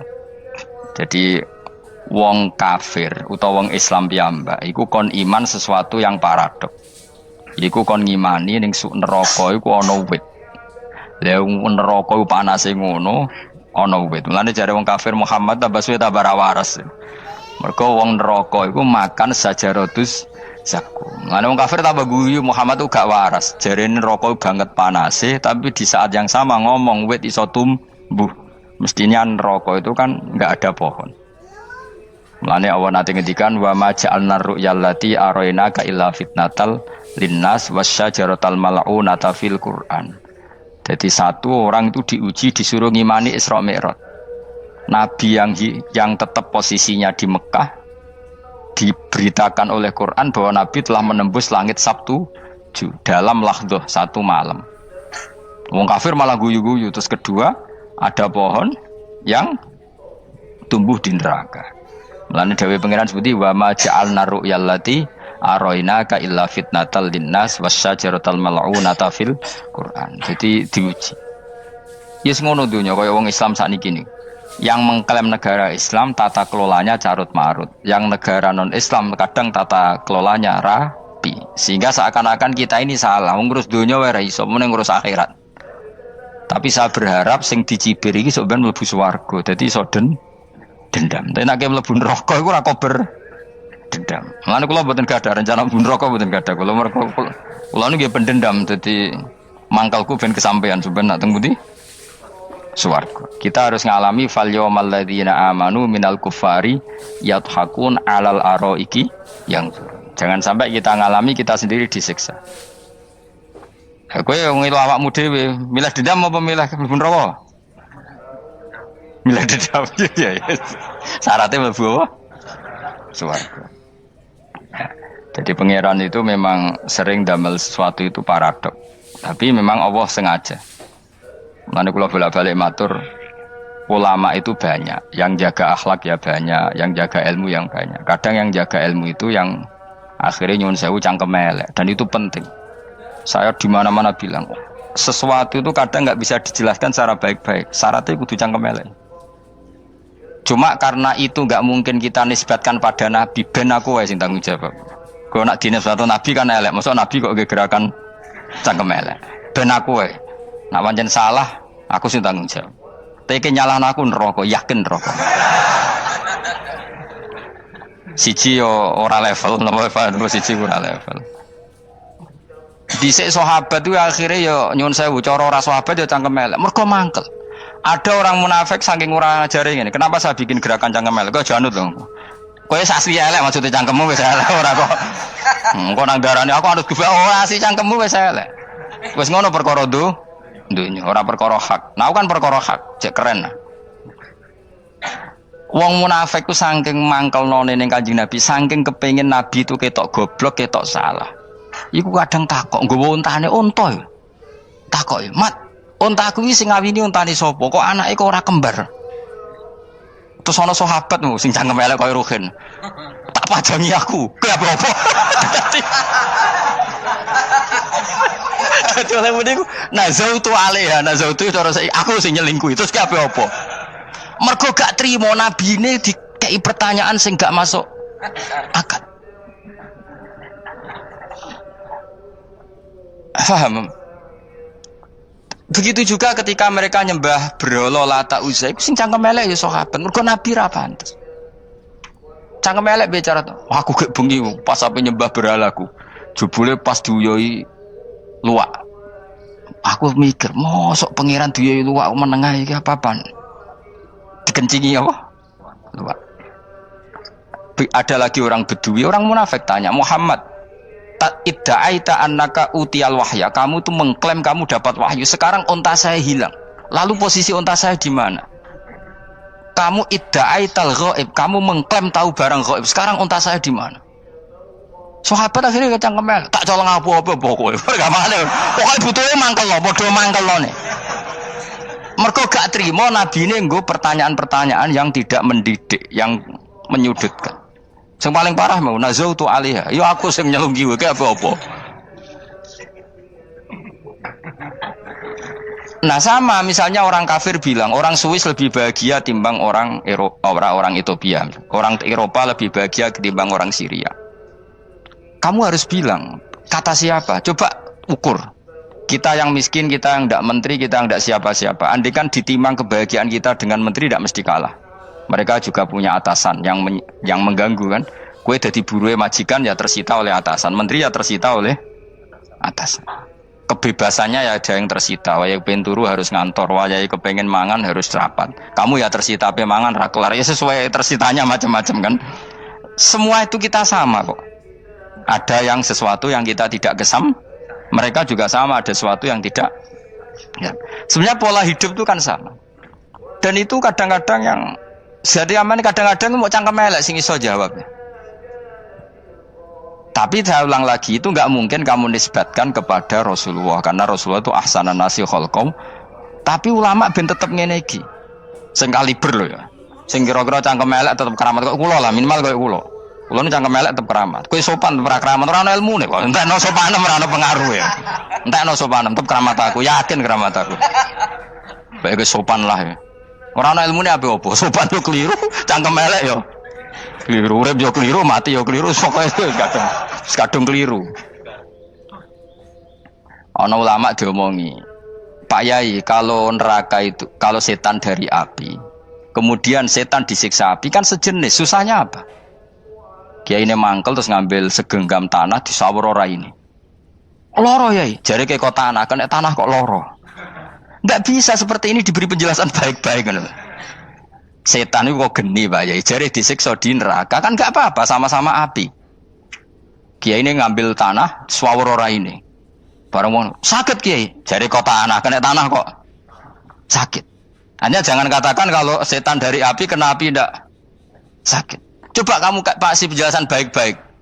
Ngapunten nggih, umpami jenengan nggih. Ngapunten lho niki. Ngapunten lho nggih, umpami jenengan nggih. Ngapunten lho nggih. Kesuwen. Umpami jenengan kena tanah sepundi iki mboten napa-napa, kena tanah kula biasa ya. Kan kesuwen.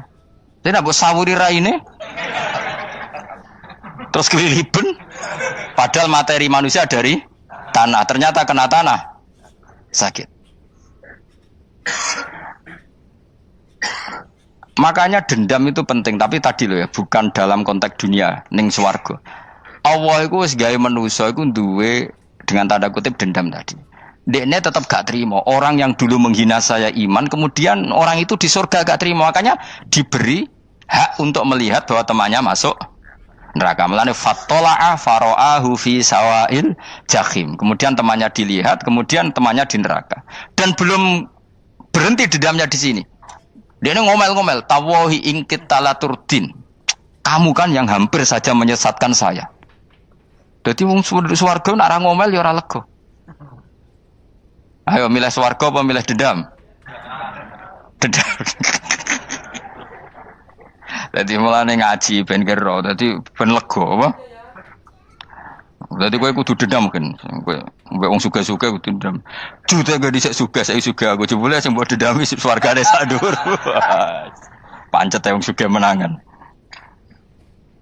Jadi kudu jelas ya. Jadi kenapa saya bilang cangkemel, karena tadi dulu sahabat itu kadang kesulitan nanggepi komentare wong-wong munafik. Karena tadi itu Nabi itu, sampai nak roh ceritanya Nabi dari sisi yang baik-baik saja. Maksudnya baik-baik itu sahabat merawakan Nabi. Wong munafik nak takok aneh-aneh. Ya Muhammad, onta aku iku rondo ireng. Kok anake rondo ngene iku sing majangi sapa? Jare sahabat, aku apa?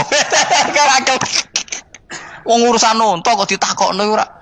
Dadi niate nglecehno nabi, nabi takoki urusan. Lah kula misale kiai, alim alamah tukang maca jalan takoki, "Gus, dari rukin kula gak ada kucing, Gus." Niku rupane kok beda-beda nu sing majangi kucing putih, Gus. Aku kan ngenyek wong. Kiai ditakoki urusan perselingkuhane apa? Kucing. Bukan nabi itu kono mesti sahabat tahu terus kabeh apa? Ono sing ontane hilang Muhammad, kamu mengklaim tahu barang gaib. Lalu onta saya sekarang hilang di mana? Itu saya sahabat tak jupuk. Maksudnya sahabat tadi agak nyolong mangkel wae. Cara aku zaman sahabat kok menangi Nabi. Sing ilang ontamu, Nabi mbok takoki. Engko sing dionto ora iso njaga malah Nabi wong liya mbok takoki. Cok goblok. Enggak mungkin seperti ini kita baik-baik saja. Jajal misalnya ke sopan, ngapunten nggih, Nabi suka nih hak mikir ya. Malah kumo luhur kan? Nabi kasih waktu untuk meditasi. Ini kan malah gak kasil sopan gini iki. Unta-untamu dek takon Nabi lah nggak wes ramelak di dunia kan lebih gampang. Gampang di cangkem melek cangkem apa? Jawab. Gampang cangkem melek. Makanya dulu mulai sahabat, ada sahabat kayak Umar, kayak Khalid bin Walid, gue jagani wong sing ini. Masyhur. Ono munafik neh takok, "Muhammad, kamu betul Mi'raj?" "Iya."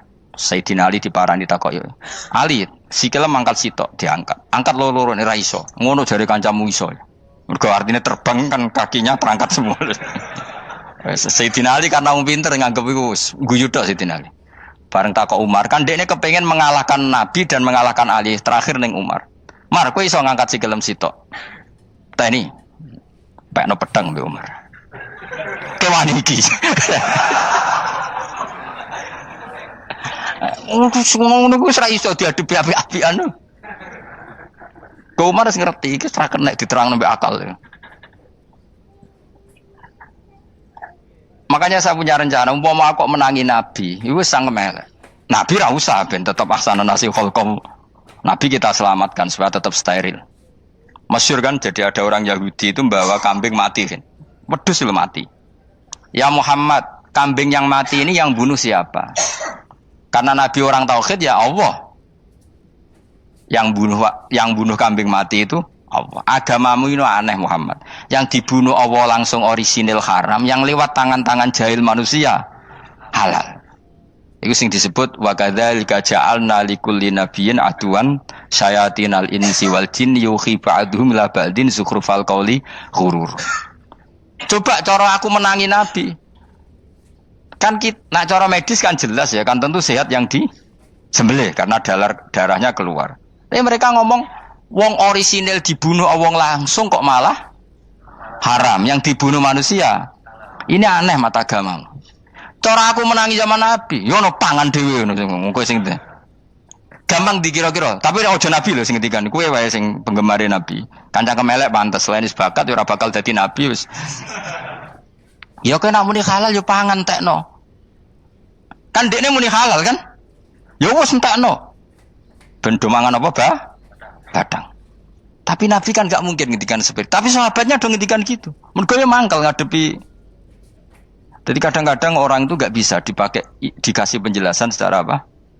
Baik-baik. Ya tapi tadi saya ulang lagi, kita kudu tetap nyelametno Kanjeng Nabi. Yes, mulane ulama itu keras masalah bab ngadepi wong fasik itu keras. Masyhur Sidina Ali nanti debat be orang ateis. "Ali, kowe sare terkenal sahabatnya Nabi paling cerdas. Umpama kowe wis mbok rewangi salat, mbok rewangi poso, kemudian sok ben mati ra ono apa-apa. Terus kowe rugi, mbok rewangi salat, mbok rewangi poso, mbok rewangi takwa, ternyata nanti di akhirat ndak ada apa-apa. Dan aku kan enak ning dunya, gak tahu salat, gak tahu poso, jadi nanti kalau gak ada apa-apa kan gak masalah. Aku di dunia gak pernah kebebanan aturan-aturan syariat.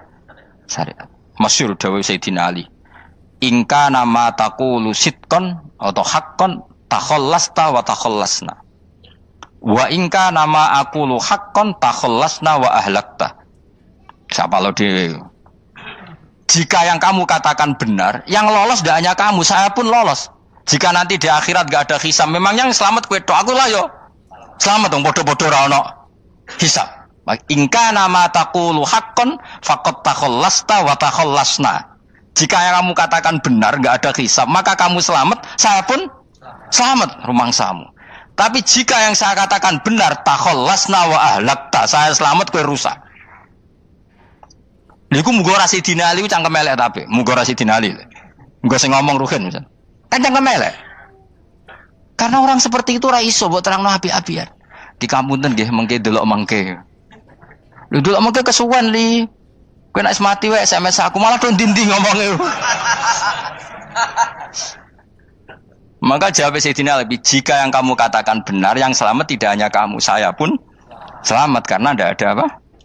Hisab. Tapi jika yang saya katakan benar, maka takhallasna wa ahlakta, saya selamat, kamu rusak. Mulane cara kula wong Islam kudu yakin mlebu swarga. Senajan to pun rokok sik. Saya berkali-kali bilang, kita pun nuruti khawatir. Sebenarnya sholat kita potensi gak diterima Allah karena ada ikhlas. Puasa kita juga gitu. Tapi masalahnya kubu sebelah darani siapapun mati itu masuk swarga. Lan aku kalah iklan iso kalah. Lan aku kampanye paling gampang ngaji swarga, ngaji ra paham yo swarga, go kitab ngalor ngidul yo swarga, modus gaya-gayanan yo swarga. Ngaji mergo mangkel bojo yo swarga. Ngaji nglalekno utang yo swarga. Oh, apa kubu sebelah wae swarga terus bosok kene sing iman kok. Swarga. Soal akhir ki mlebu neraka tak kandhani wis enteni sik sabar. Pada akhirnya tetap masuk swarga. Pada akhirnya kapan? 10.000 tahun apa ya ora. Ayo ora kepengin orang nglakoni kok. Jadi ini penting ya. Jadi kita harus terbiasa berpikir secara tadi ya. Sarohku sahabat ulama itu nak ngadepi wong fasik itu akhirnya cangkem elek. Mergo kadang penjelasan lebih gampang. Cuma tadi saya ulang lagi, Nabi harus kita selamatkan. Tajane Nabi Ibrahim yang podo parah. Jadi ketika beliau mematahkan semua berhala yang kecil kan kapaknya dikalungkan berhala yang bareng ditakoi. Him siapa yang melakukan itu? Takono sing nggo kapak, ora nggo kapak. Jare ketuane wong kafir, utekem lho him wong karuan berhala bukan nakoki, ora karuan iso ngomong bukan nakoki. Lah utekem ning ndi karuan ora ngomong mbok sembah. Berhubung Nabi Ibrahim darane ngendikan, lah sing nyora aku. Lah yo muga iku ora nabi, iku cangkem elek ta cangkem apik. Muga ora nabi lho.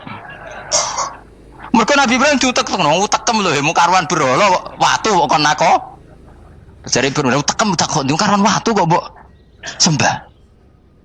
Iso diterangno api-apian. Ngapunten nggih. Ngapunten sanget niki niku. Kesuwen yakin kesuwen.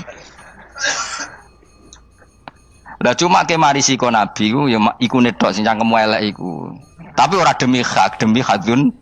Nah lha iku sing mari elek. Apa logikanya? Saiki musuh dhisik musuh saiki gabung kuwi barang-barang donya kok mbok soal. Nyoal barang akhirat itu keren apa? Apa susahe ning donya nggo sujud, apa susahe ning donya nggo ibadah iku keren. Nyoal kok trimo. Dhisik musuhan kok saiki rukun ben donya kok mbok soal ben wis jegeman santriku di sini-sini aku. Ciri utama wong apik nyebalano barang dunya, tapi nek akhirat seri. Kayak aku mestine paten soal wis ngaji jalalan kok gak dadi wali ku maksudnya piye? Tak ulang mulai 2005 kok ora alim-alim maksud. Tapi kita wari jawaban tawaduk. Ya tak wari jawaban apa? Karena kita ndak ingin nyaingi guru apalagi melangkahi. Ya tak warai ya. Jadi sajane kula saged alim Gus, tapi mboten sae nglangkahi guru. Mulane kula nyuwun pangeran tetep bodho kersane. Kersane tetap sopan, tidak ngelangkai. Setuju ya? Jadi soalnya nggak takoki. 2005 loh kan, 2005 berarti seberang tahun? 14 tahun. Tak takoki dadi mubalek yo ora, khotib yo ora. Krungu kabar Ruhin Wali yo ora. Nuruti kecewa-kecewa. Tapi setelah ada jawaban tawaduk ya soleh. Memang enggak baik, murid nyalip guru itu enggak baik. Ya ora apik, ora iso ya ora ros pokoke. Jelas gitu. Terus niki bukti orang soleh itu boleh berteman orang macam-macam. Bernya ini ahlul jannah bercerita dulu punya teman ateis. Jelas gitu. Yang teman itu mengingkari adanya hari kebang, tapi nyatanya orang soleh ini tetap masuk surga. Artinya apa? Pertemanan di dunia sama orang ateis ini tidak menghalangi dia masuk surga. Tentu ya sebatas pertemanan. Ora konco golek demenan iku ora jenenge konco iku. Maksudnya berteman mungkin satu kantor atau ditakdir tetangga atau ditakdir apa. Tentu tidak ngikuti apa kemaksiatannya, tapi tetap berteman. Karena istilahnya ini kanali korin, saya punya teman sohibun yungkirul ba'sa, saya punya teman yang mengingkari hari kebangkitan, yang teman itu setiap kali ketemu saya mencibir saya, inna kalaminal musad dikin aidza mitna wa kunna turaba wa idzaman inna lamadi madinun. Teman saya itu selalu mencibir, masa kita nanti dibangkitkan lagi padahal kita sudah jadi debu dan jadi tulang belulang. Lalu teman saya ini nasibnya gimana? Terus sama Allah dipertontonkan, sampai teman itu masuk neraka. Intinya apa? Orang soleh ini ketika di dunia punya teman orang tidak soleh, dan itu tidak disalahkan Allah. Tetap dia ahli jannah, dan temannya karena salah tetap ahli. Nah, hanya gak ada cerita terus berhubungi kancamu, kowe mlebu neraka ndak. Makanya kita rileks saja di Indonesia. Kancanan tonggo wong macam-macam tenang aja. Sementing alaikum anfusakum la yadurrukum man dhalla idza tadaitum. Yang penting jaga diri kamu sendiri, dan setelah diri kamu terjaga, tidak masalah orang sekeliling kamu sesat. Ya ayyuhalladzina amanu alaikum anfusakum la yadurrukum man dhalla idza tadaitum. Jaga diri kamu, kualitas hidayat kamu jaga, kualitas kebaikan kamu jaga. Setelah semuanya terjaga, tidak masalah orang sekeliling kamu sesat. Ya kayak teman ini, dia punya teman ateis tapi dia tetap islami, dia konsisten dalam mempertahankan iman, ternyata dia tetap ahli jannah. Padahal punya teman ateis. Jelas ya, terus niki supaya clear bahwa karena kita di dunia mesti berteman orang macam-macam. Apalagi semenjak saya dari Korea itu melihat orang Islam ingin bikin masjid, padahal bosnya orang ateis, teman kerjanya orang ateis. Tapi mereka nyatanya imannya tidak goyah. Mereka ingin bikin masjid, urunan bikin masjid, padahal temannya apa? Ateis. Dan itu nggak masalah. Nanti kalau itu soleh terus sampai di surga, golek bosku saya gini di. Iku nara ketemu ya ora lega. Jadi manusia itu masuk ini swarga, nak gak ketemu rivale. Jadi sebenarnya, nak rival politik, nggak tahu saya itu, nggak ada ayatnya, nggak ada penjelasannya di Quran ini. Dan tidak perlu menjelaskan barang dunia terang non Quran kemuliaanan. Wan kula terus nang sampai budi. Ka'annahu fa'amal terus budi. Innahum alfau aba'ahum dolin. Innahum saat temne kufar iku alfau padha metuki sapa kufar wajadu. Tegese metuki sapa kufar aba'ahum ing bapak-bapak kufar dipethuki dolina khalik sesat kabeh.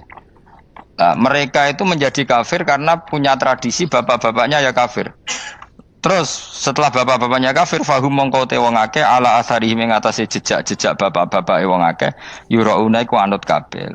Mereka punya bapak-bapak kafir dan kekafiran itu diikuti oleh mereka. Ya sajuna tegese padha ngikuti sapa wong akeh latibaihim maring anut ning abaihim. Fa yasrauna mongko gegancangan to sapa wong akeh ilahi maring ittibail aba. Maksudnya gini, kalau tahu senior kita sesat ya jangan ikut. Mereka enggak, bapaknya sesat nyembah batu, nyembah makhluk. Mereka ikut menyembah batu, menyembah makhluk. Harusnya kalau salah kan enggak perlu apa diikuti. Jadi kesalahan itu ya kadang ikuti tradisi. Tapi ya tradisi yang seperti itu, kalau tradisi yang baik ya harus diikuti. Walakotelan teman-teman sesat kau belum sedurunge iki generasi sopo akfarul awalin. Sopo aki-aki wong dhisik. Minal umami sing pira-pira umat almadiyati kang wis kliwat. Walakot arsalan teman-teman ngutus ingsun fiim dalem kabeh mungkirina ing wong sing meringatno kabeh. Minar rusuli sing pira-pira rusul mukhawifina tur ngekeki peringatan kabeh. Fangzur mongko angen-angen sira kaifa kana hale kaya apa ana apa akibatul mudharin, apa akibate wong sing dikei peringatan ayil kafirin tegese wong kafir kabeh. Ai akibatuhum tegese uta akibate kabeh akhir dari perjalanan mereka wa aladabu siksa. Orang yang tidak iman pasti akhir perjalanannya siksa. Senajan to ning donya mereka ngelola dunia lebih baik ketimbang kita, kehidupan dunianya lebih baik ketimbang kita. Intine kowe aja sampai kalah donya kalah akhirat. Awas kene. Kalah donya aja sampai sini-sini wong. Wis go jalalan jule kalah donya. Gunane apa go konsep jalalan ngalor gitu. Tutulisi jalalan kalah di dunia menang akhirat. Jebule kalah pisan. Innalillahi wa inna ilaihi raji'un. Awas ke sebenarnya swarga sini-sini wong. Illa ibadah wahi kecuali pira-pira kaulan Allah al-mukhlasina kang ikhlas kabeh, al mukminina kang mukmin kabeh. Fa innahu mongko satuna ibadu wa al-mukhlisin atau al-mukhlasin iku najau. Iku selamat sapa kabeh minal adabi sanging siksa. Li ikhlasihim krana ikhlase wong akeh fil ibadate ing ibadah. Nak kira iki ta apa? Illa ibadah wahil mukhlasin sami nggih. Fathah. Kira iki ta apa? Lame fathah. Illa ibadah wahil mukhlasin iki. Tapi ana sing kira mukhlisin mukhlasin kira iki to. Hah? Ora ada jeng nang Quran Quran. Mukhlas.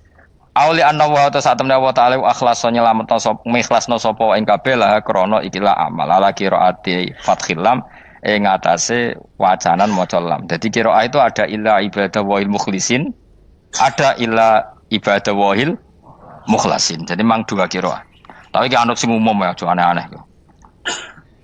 Walaqad nadana nuhun fala ni'mal mujibun. Walaqad nadana lan teman-teman ndonga nek kita sapa nuhun Nabi Nuh bi kauli iklan dawuh Nabi Nuh, Rabbi inni maghlubun fantasir. Rabbi do pengiran ingsun ini sak temen ingsun maghlubun den kalahno, fantasir mongko kula aturi nulungi panjenengan.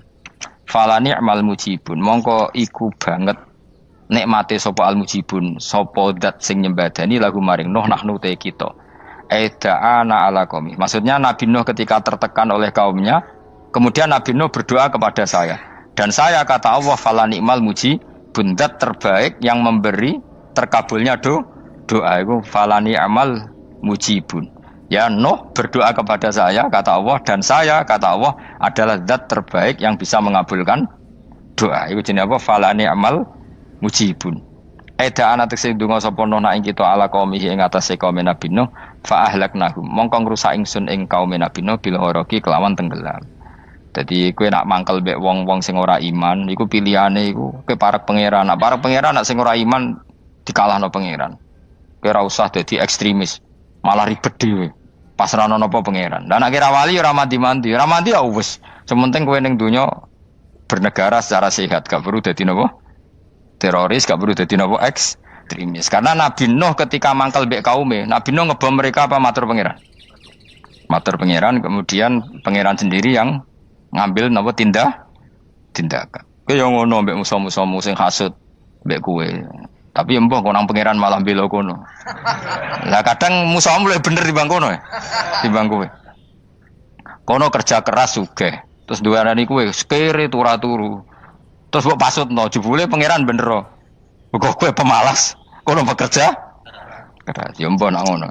Lan jegeman di musuh wong saleh. Mergo nak maksudno malah balik ning kowe. Di musuh sing ra saleh dadi menang kowe. Nak padha ra saleh ya mbok ra jelas. Fa ahlaknahum mongko ngrusak ingsun hum ing kaum Nabi Nuh bil gharaqi kelawan apa tenggel. Sing jelas nabi-nabi dulu nak kecewa mbek musuhe iku mature teng pangeran. Mboten kalau perang itu beda loh. Nabi kalau perang dia perang di arena perang di Badar, di Uhud. Jadi janjian terus duel.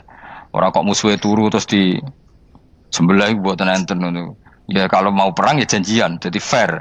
Mereka nantang Nabi, tentu kan tidak baik kalau kebenaran ditantang kebatilan tidak berat. Terus akhirnya ya duel ini wow.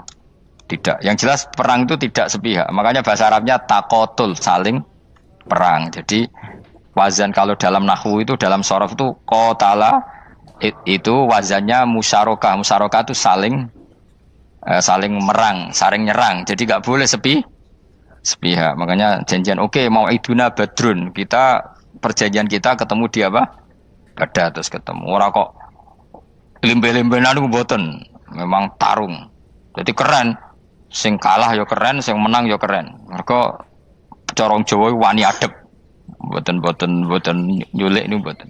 Sehingga disebut muqatalah atau napa kital. Masdarnya itu qatala yuqatilu muqatalatan. Malah latihan sorab lah jong.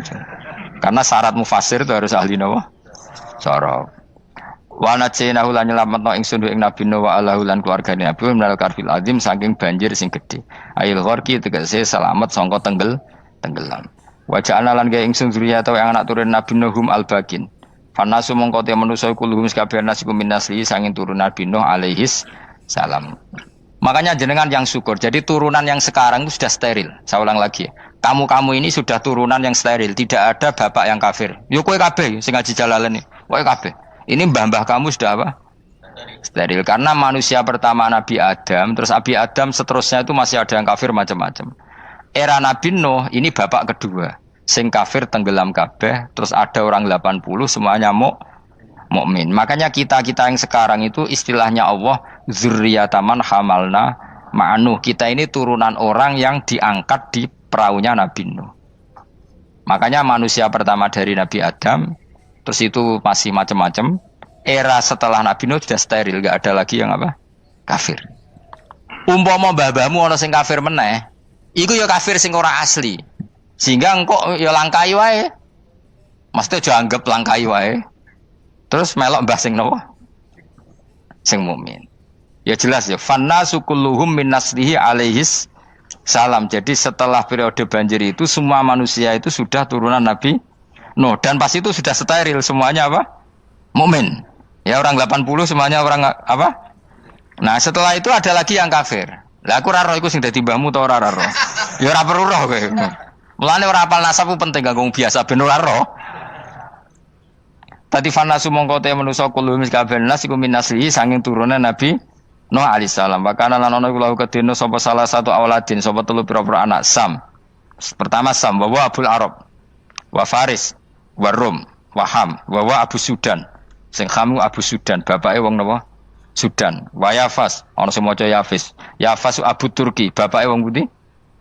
Wal Khazar wa Ya'jud wa Ma'jud wa Magunalika. Mbah kowe minduane sing tira babamu sing Abul Arab ira ngembesek. Persi kita ya kurang ganteng. Rom kira ora wong Itali. Kowe turunan ndi? Ham iku paling Abu Sudan wong ireng-ireng. Paling iku. Wis ben ngono, ben wis. Wa tarakna alaihi fil akhirin. Wa tarakna lan nyisano ingsun apa qaina tegese nyisano ingsun ali ngatasin no tak sisano sanaan khalidati pangaleman hasanan kang apik fil akhirin ing dalem periode-periode sing akhir minal anbiya sing pira-pira nabi wal umami lan pira-pira umat ila yaumil kiamat itu maka maring dina kiamat. Nuh jejak-jejak kebaikannya akan saya maklumatkan kebaikannya sampai ila yaumil kiamat. Mulane ra ono barokah kados ngaji, jenengan kudu syukur ngaji. Misalnya Nabi Nuh dititahno Allah akan dipuji ila yaumil kiamah. Yang muji siapa kalau enggak kita-kita ini? Barokahnya ngaji kita tahu kehebatan Nabi Nuh, kita tahu sejarahnya Nabi. Berarti yang muji Nabi Nuh siapa? Ya kita-kita ini yang ngaji. Andai kan enggak ada yang ngaji, orang tahu enggak tentang Nuh? Enggak tahu kan? Makanya banyak wali yang enggak suka doa. Bukan karena anti doa enggak, katanya saya yang didoakan para yang sudah meninggal. Karena yang sudah meninggal itu sangat mencintai kita. Lan kula itu termasuk ulama sing jarang ndonga. Nggih ndonga tapi juarang banget. Ora koyo kowe men ndonga ora tau mandi. Kula nu jarang ndonga karena dawuh Kanjeng Nabi, siapapun yang menghidup-hidupkan sunnahku otomatis layak mendapat doaku. Dawuh Nabi masyhur, ala khulafai rahmatullah. Siapapun yang mengganti saya berhak dapat rahmatnya Allah. Manhum ya Rasulullah. Siapa itu? Alladzina yuhyuna ma amatahun nas min sunnati, orang yang menghidup-hidupkan sunnahku yang sudah mati. Coba Nabi Nuh sekarang dapat titah dipuji di dunia ila yaumil. Yang muji siapa coba? Kita-kita kan. Karena kita menerangkan sejarah Nabi Nuh bahwa beliau adai ila Allah, beliau konsisten berjuang ila tauhid. Coba kalau tidak ada orang ngaji, siapa yang tahu Nabi Nuh? Man huwa, siapa dia? Kan tidak ada yang peduli. Itu kayak kasus Musaddiq dulu. Katanya Musaddiq kan punya pengaruh 40.000 orang yang ngakui Musaddiq itu Nabi. Ternyata itu keliru, itu hoax. Saya termasuk orang yang menanyai kenapa mereka menabikan Musaddiq. Tak tanya, kenapa kamu percaya Musaddiq Nabi? Memangnya kenapa kalau dia Nabi? Nah, kamu tahu Nabi apa? Nabi itu apa? Tidak tahu. Iya gitu sih.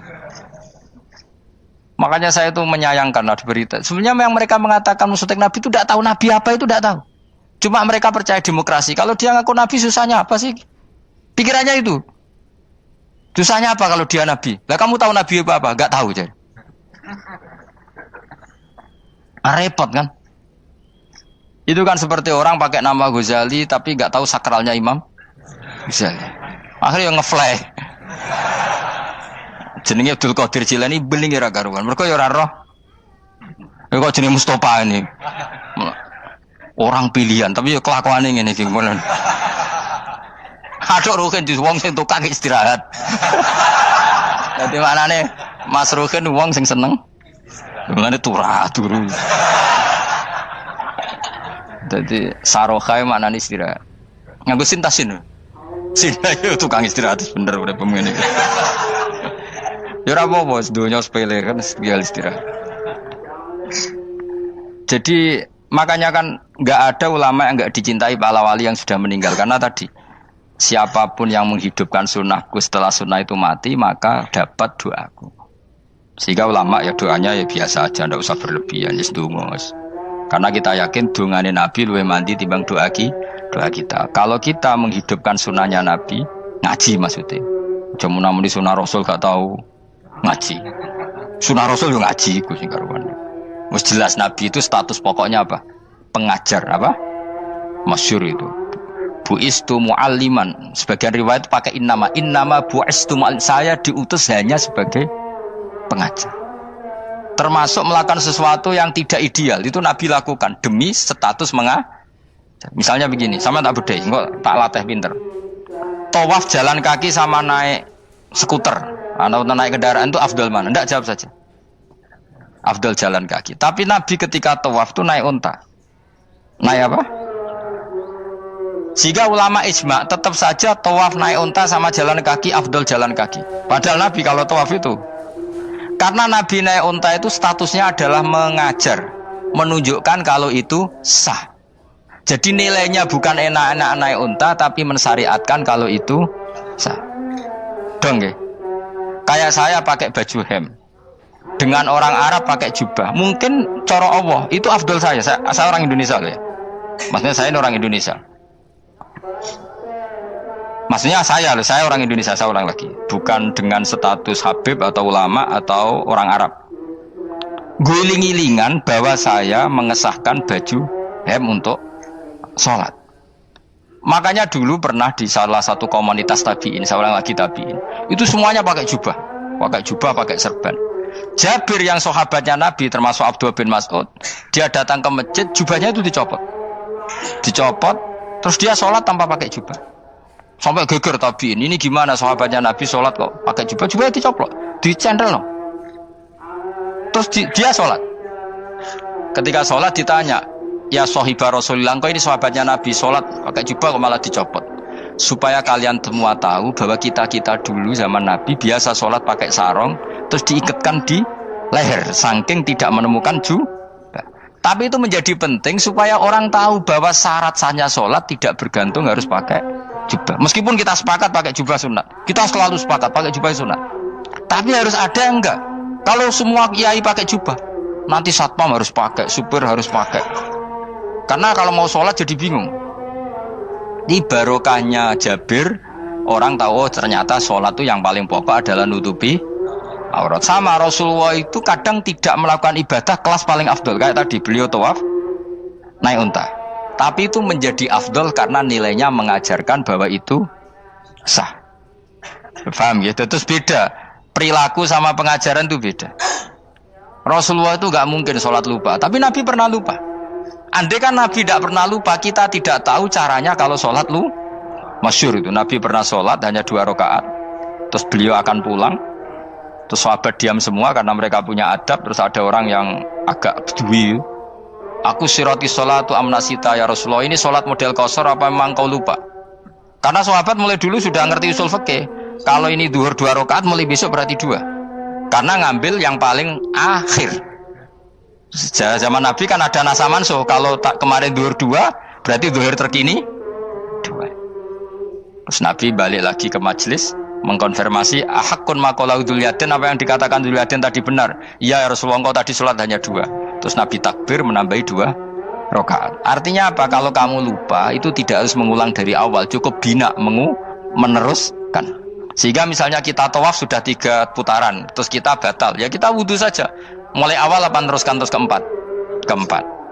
Coba kalau Nabi gak pernah salah seperti itu, kita tidak tahu cara ngelola kesalahan.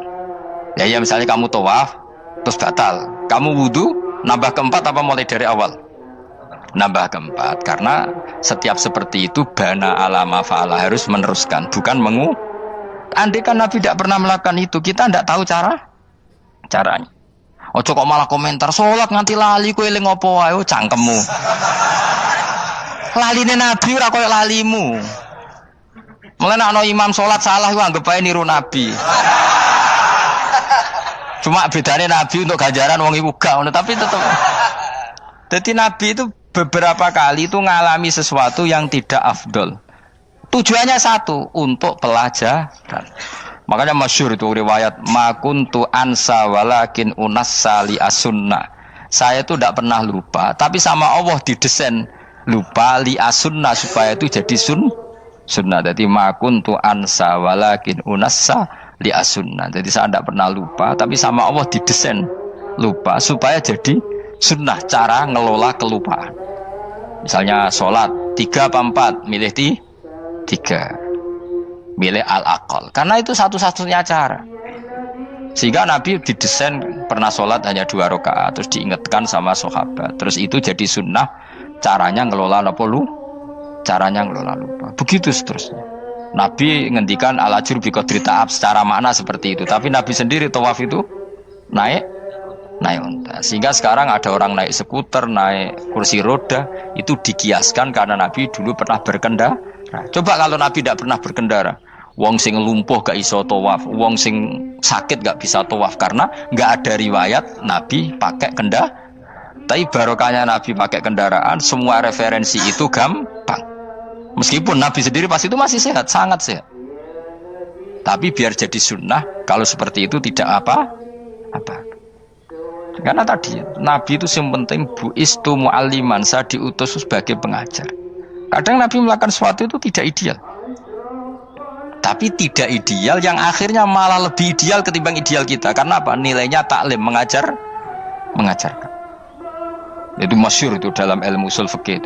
Jadi yang dilakukan Nabi jaiz, biasa-biasa saja atau boleh, itu statusnya bagi Nabi adalah fardhu ain karena liwujubi taklim, karena menjadi kewajiban mengajar. Masyhur itu jadi dalam usul fikih itu, karena Nabi berkeharusan menjelaskan. Sehingga kamu jangan tanya apakah yang dilakukan Nabi itu mesti kelas paling utama. Jawabannya ya. Misalnya gini, Nabi itu sangat mencintai Qiyamul Lail, sangat-sangat mencintai Qiyamul Lail. Tapi Nabi hari keempat itu sudah gak mau ikut sholat di masjid. Terus ada riwayat kubu sebelah bilang Nabi baru sholat 2 rakaat terus enggak. Ada yang bilang 8, macam-macam. Nah, yang jelas orang sepakat riwayat itu hari keempat Nabi sudah gak sholat di masjid. Dan itu bagus bagi Nabi, meskipun bagi kita agak bagus.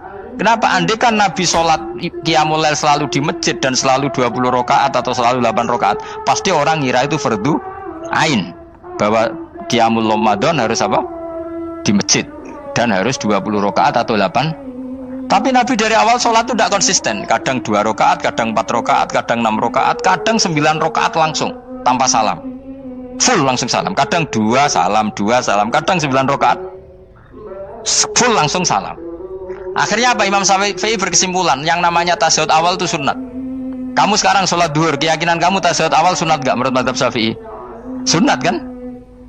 Karena Nabi pernah sholat malam 9 rakaat langsung tanpa tahiyat, salam 1. Nah karena Nabi tidak konsisten juga beberapa kali meninggalkan itu, umatnya tahu kalau tarawih itu sunnah.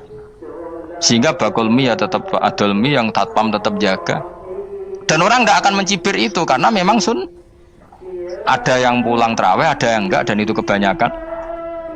Yo barokah Nabi tadi. Loh saya betul, saya itu tidak sombong. Saya itu punya pondok, punya santri banyak. Sampai sekarang saya kadang ya tidak tarawih, ya ora delik biasa. Supaya orang tahu kalau itu mah nggak wajib. Tapi berhubung saya nama kadung apik, ngono ku ya ora dadi jatuhku, aman. Tapi sebenarnya hatiku yo nangis, kangen kula mbek pangeran. Lu Nabi sangat kangen mbek pangeran, tapi kalau melakukan ibadah secara terbuka semua pasti dikira itu wajib, dan itu memberatkan umatnya. Nah, kowe ora usah ngono, kowe ora usah terus niru Nabi, kadang-kadang ra traweh niru Nabi. Kowe bolak-balik wong ora ngarah, anut kowe ora ngarah. Mulane traweh wae, nek kowe bareng traweh wae. Kok GR apa ono sing nyoroti perilakumu ora ngarah. Makanya kenangannya Sayyidah Aisyah itu, kenangannya beliau itu wa in, sama siapa teks hadisnya ini ada di Sahih Muslim, wa in kana Rasulullah la yadaul amal wa yuhibbuhu makhafata ayyufradu alaihim. Sungguh Rasulullah itu sangat mencintai amal tapi beliau terpaksa meninggal.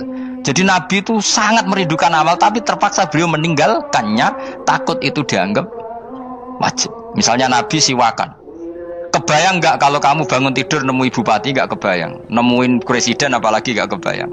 Lalu kamu bangun tidur langsung sholat, wudhu terus sholat tanpa siwakan, kebayang nggak? Kan nggak kebayang. Jika kata Nabi, umpama saya itu tidak memikirkan umat saya, sikatan itu tak wajibkan setiap orang mau sholat. Wong kita mau ketemu presiden, menteri saja, bangun tidur mesti sikatan dulu baru ketemu. Masa ketemu Allah tidak sikatan? Artinya Nabi itu nggak kebayang, nggak pakai siwak tuh nggak kebayang, karena mau sowan pangeran. Padahal lisannya Nabi sudah thayyib, sudah wangi. Tapi Nabi terpaksa kadang-kadang meninggalkan siwakan itu karena takut nanti dikira wajib. Kayak apa Nabi? Artinya Nabi pas siwakan ya baik karena menunjukkan itu sunnah, pas tidak juga baik karena ini menjadi pelajaran kalau itu tidak wajib. Lah anak kowe pas ra siwakan mergo dablek ngono lho.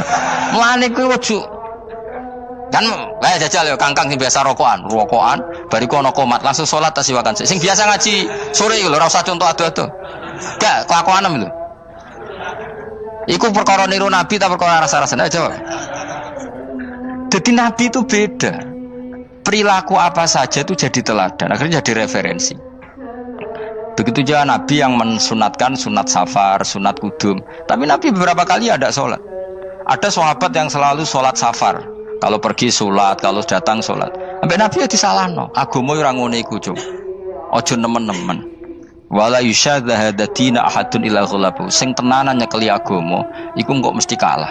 Nak kalah terus bosen. Utawa tukang nyalahno wong liya. Coba kamu kalau gak pernah tahajud, roh wong turu terus mbok arani Zaid turu, Ruhin turu. Jajal kita tahajud 2 minggu. Oh kebo itu ora turu. Lha tahajud 2 minggu ngebok-ngebokno wong ngono itu. Mulane solehmu bahaya. Mulane aku seneng soleh pas-pasan ini seneng. Sekali over sidik mesti cangkemmu elek. Aku sih yakin loh. Wis rai-rai ini ketara, aku sapal. Jajal kowe sing ngaji aku kon tahajud seminggu roh wong turu. Ngorok pisan. Oh ning donya pisan turu kebo. Padahal lagi rong. Kayak apa kalau kita tahajud setahun? Mulane orang yang kayak rezeki kita tahajud wis diangen-angen iku kira-kira oh bahaya aja iki nak tahajud. Tapi aku tetap sunat tahajud, tapi kelakuannya belum dijogo maksudnya ya tahajud tanpa ngritik orang. Nek kowe kuat ngono ya monggo.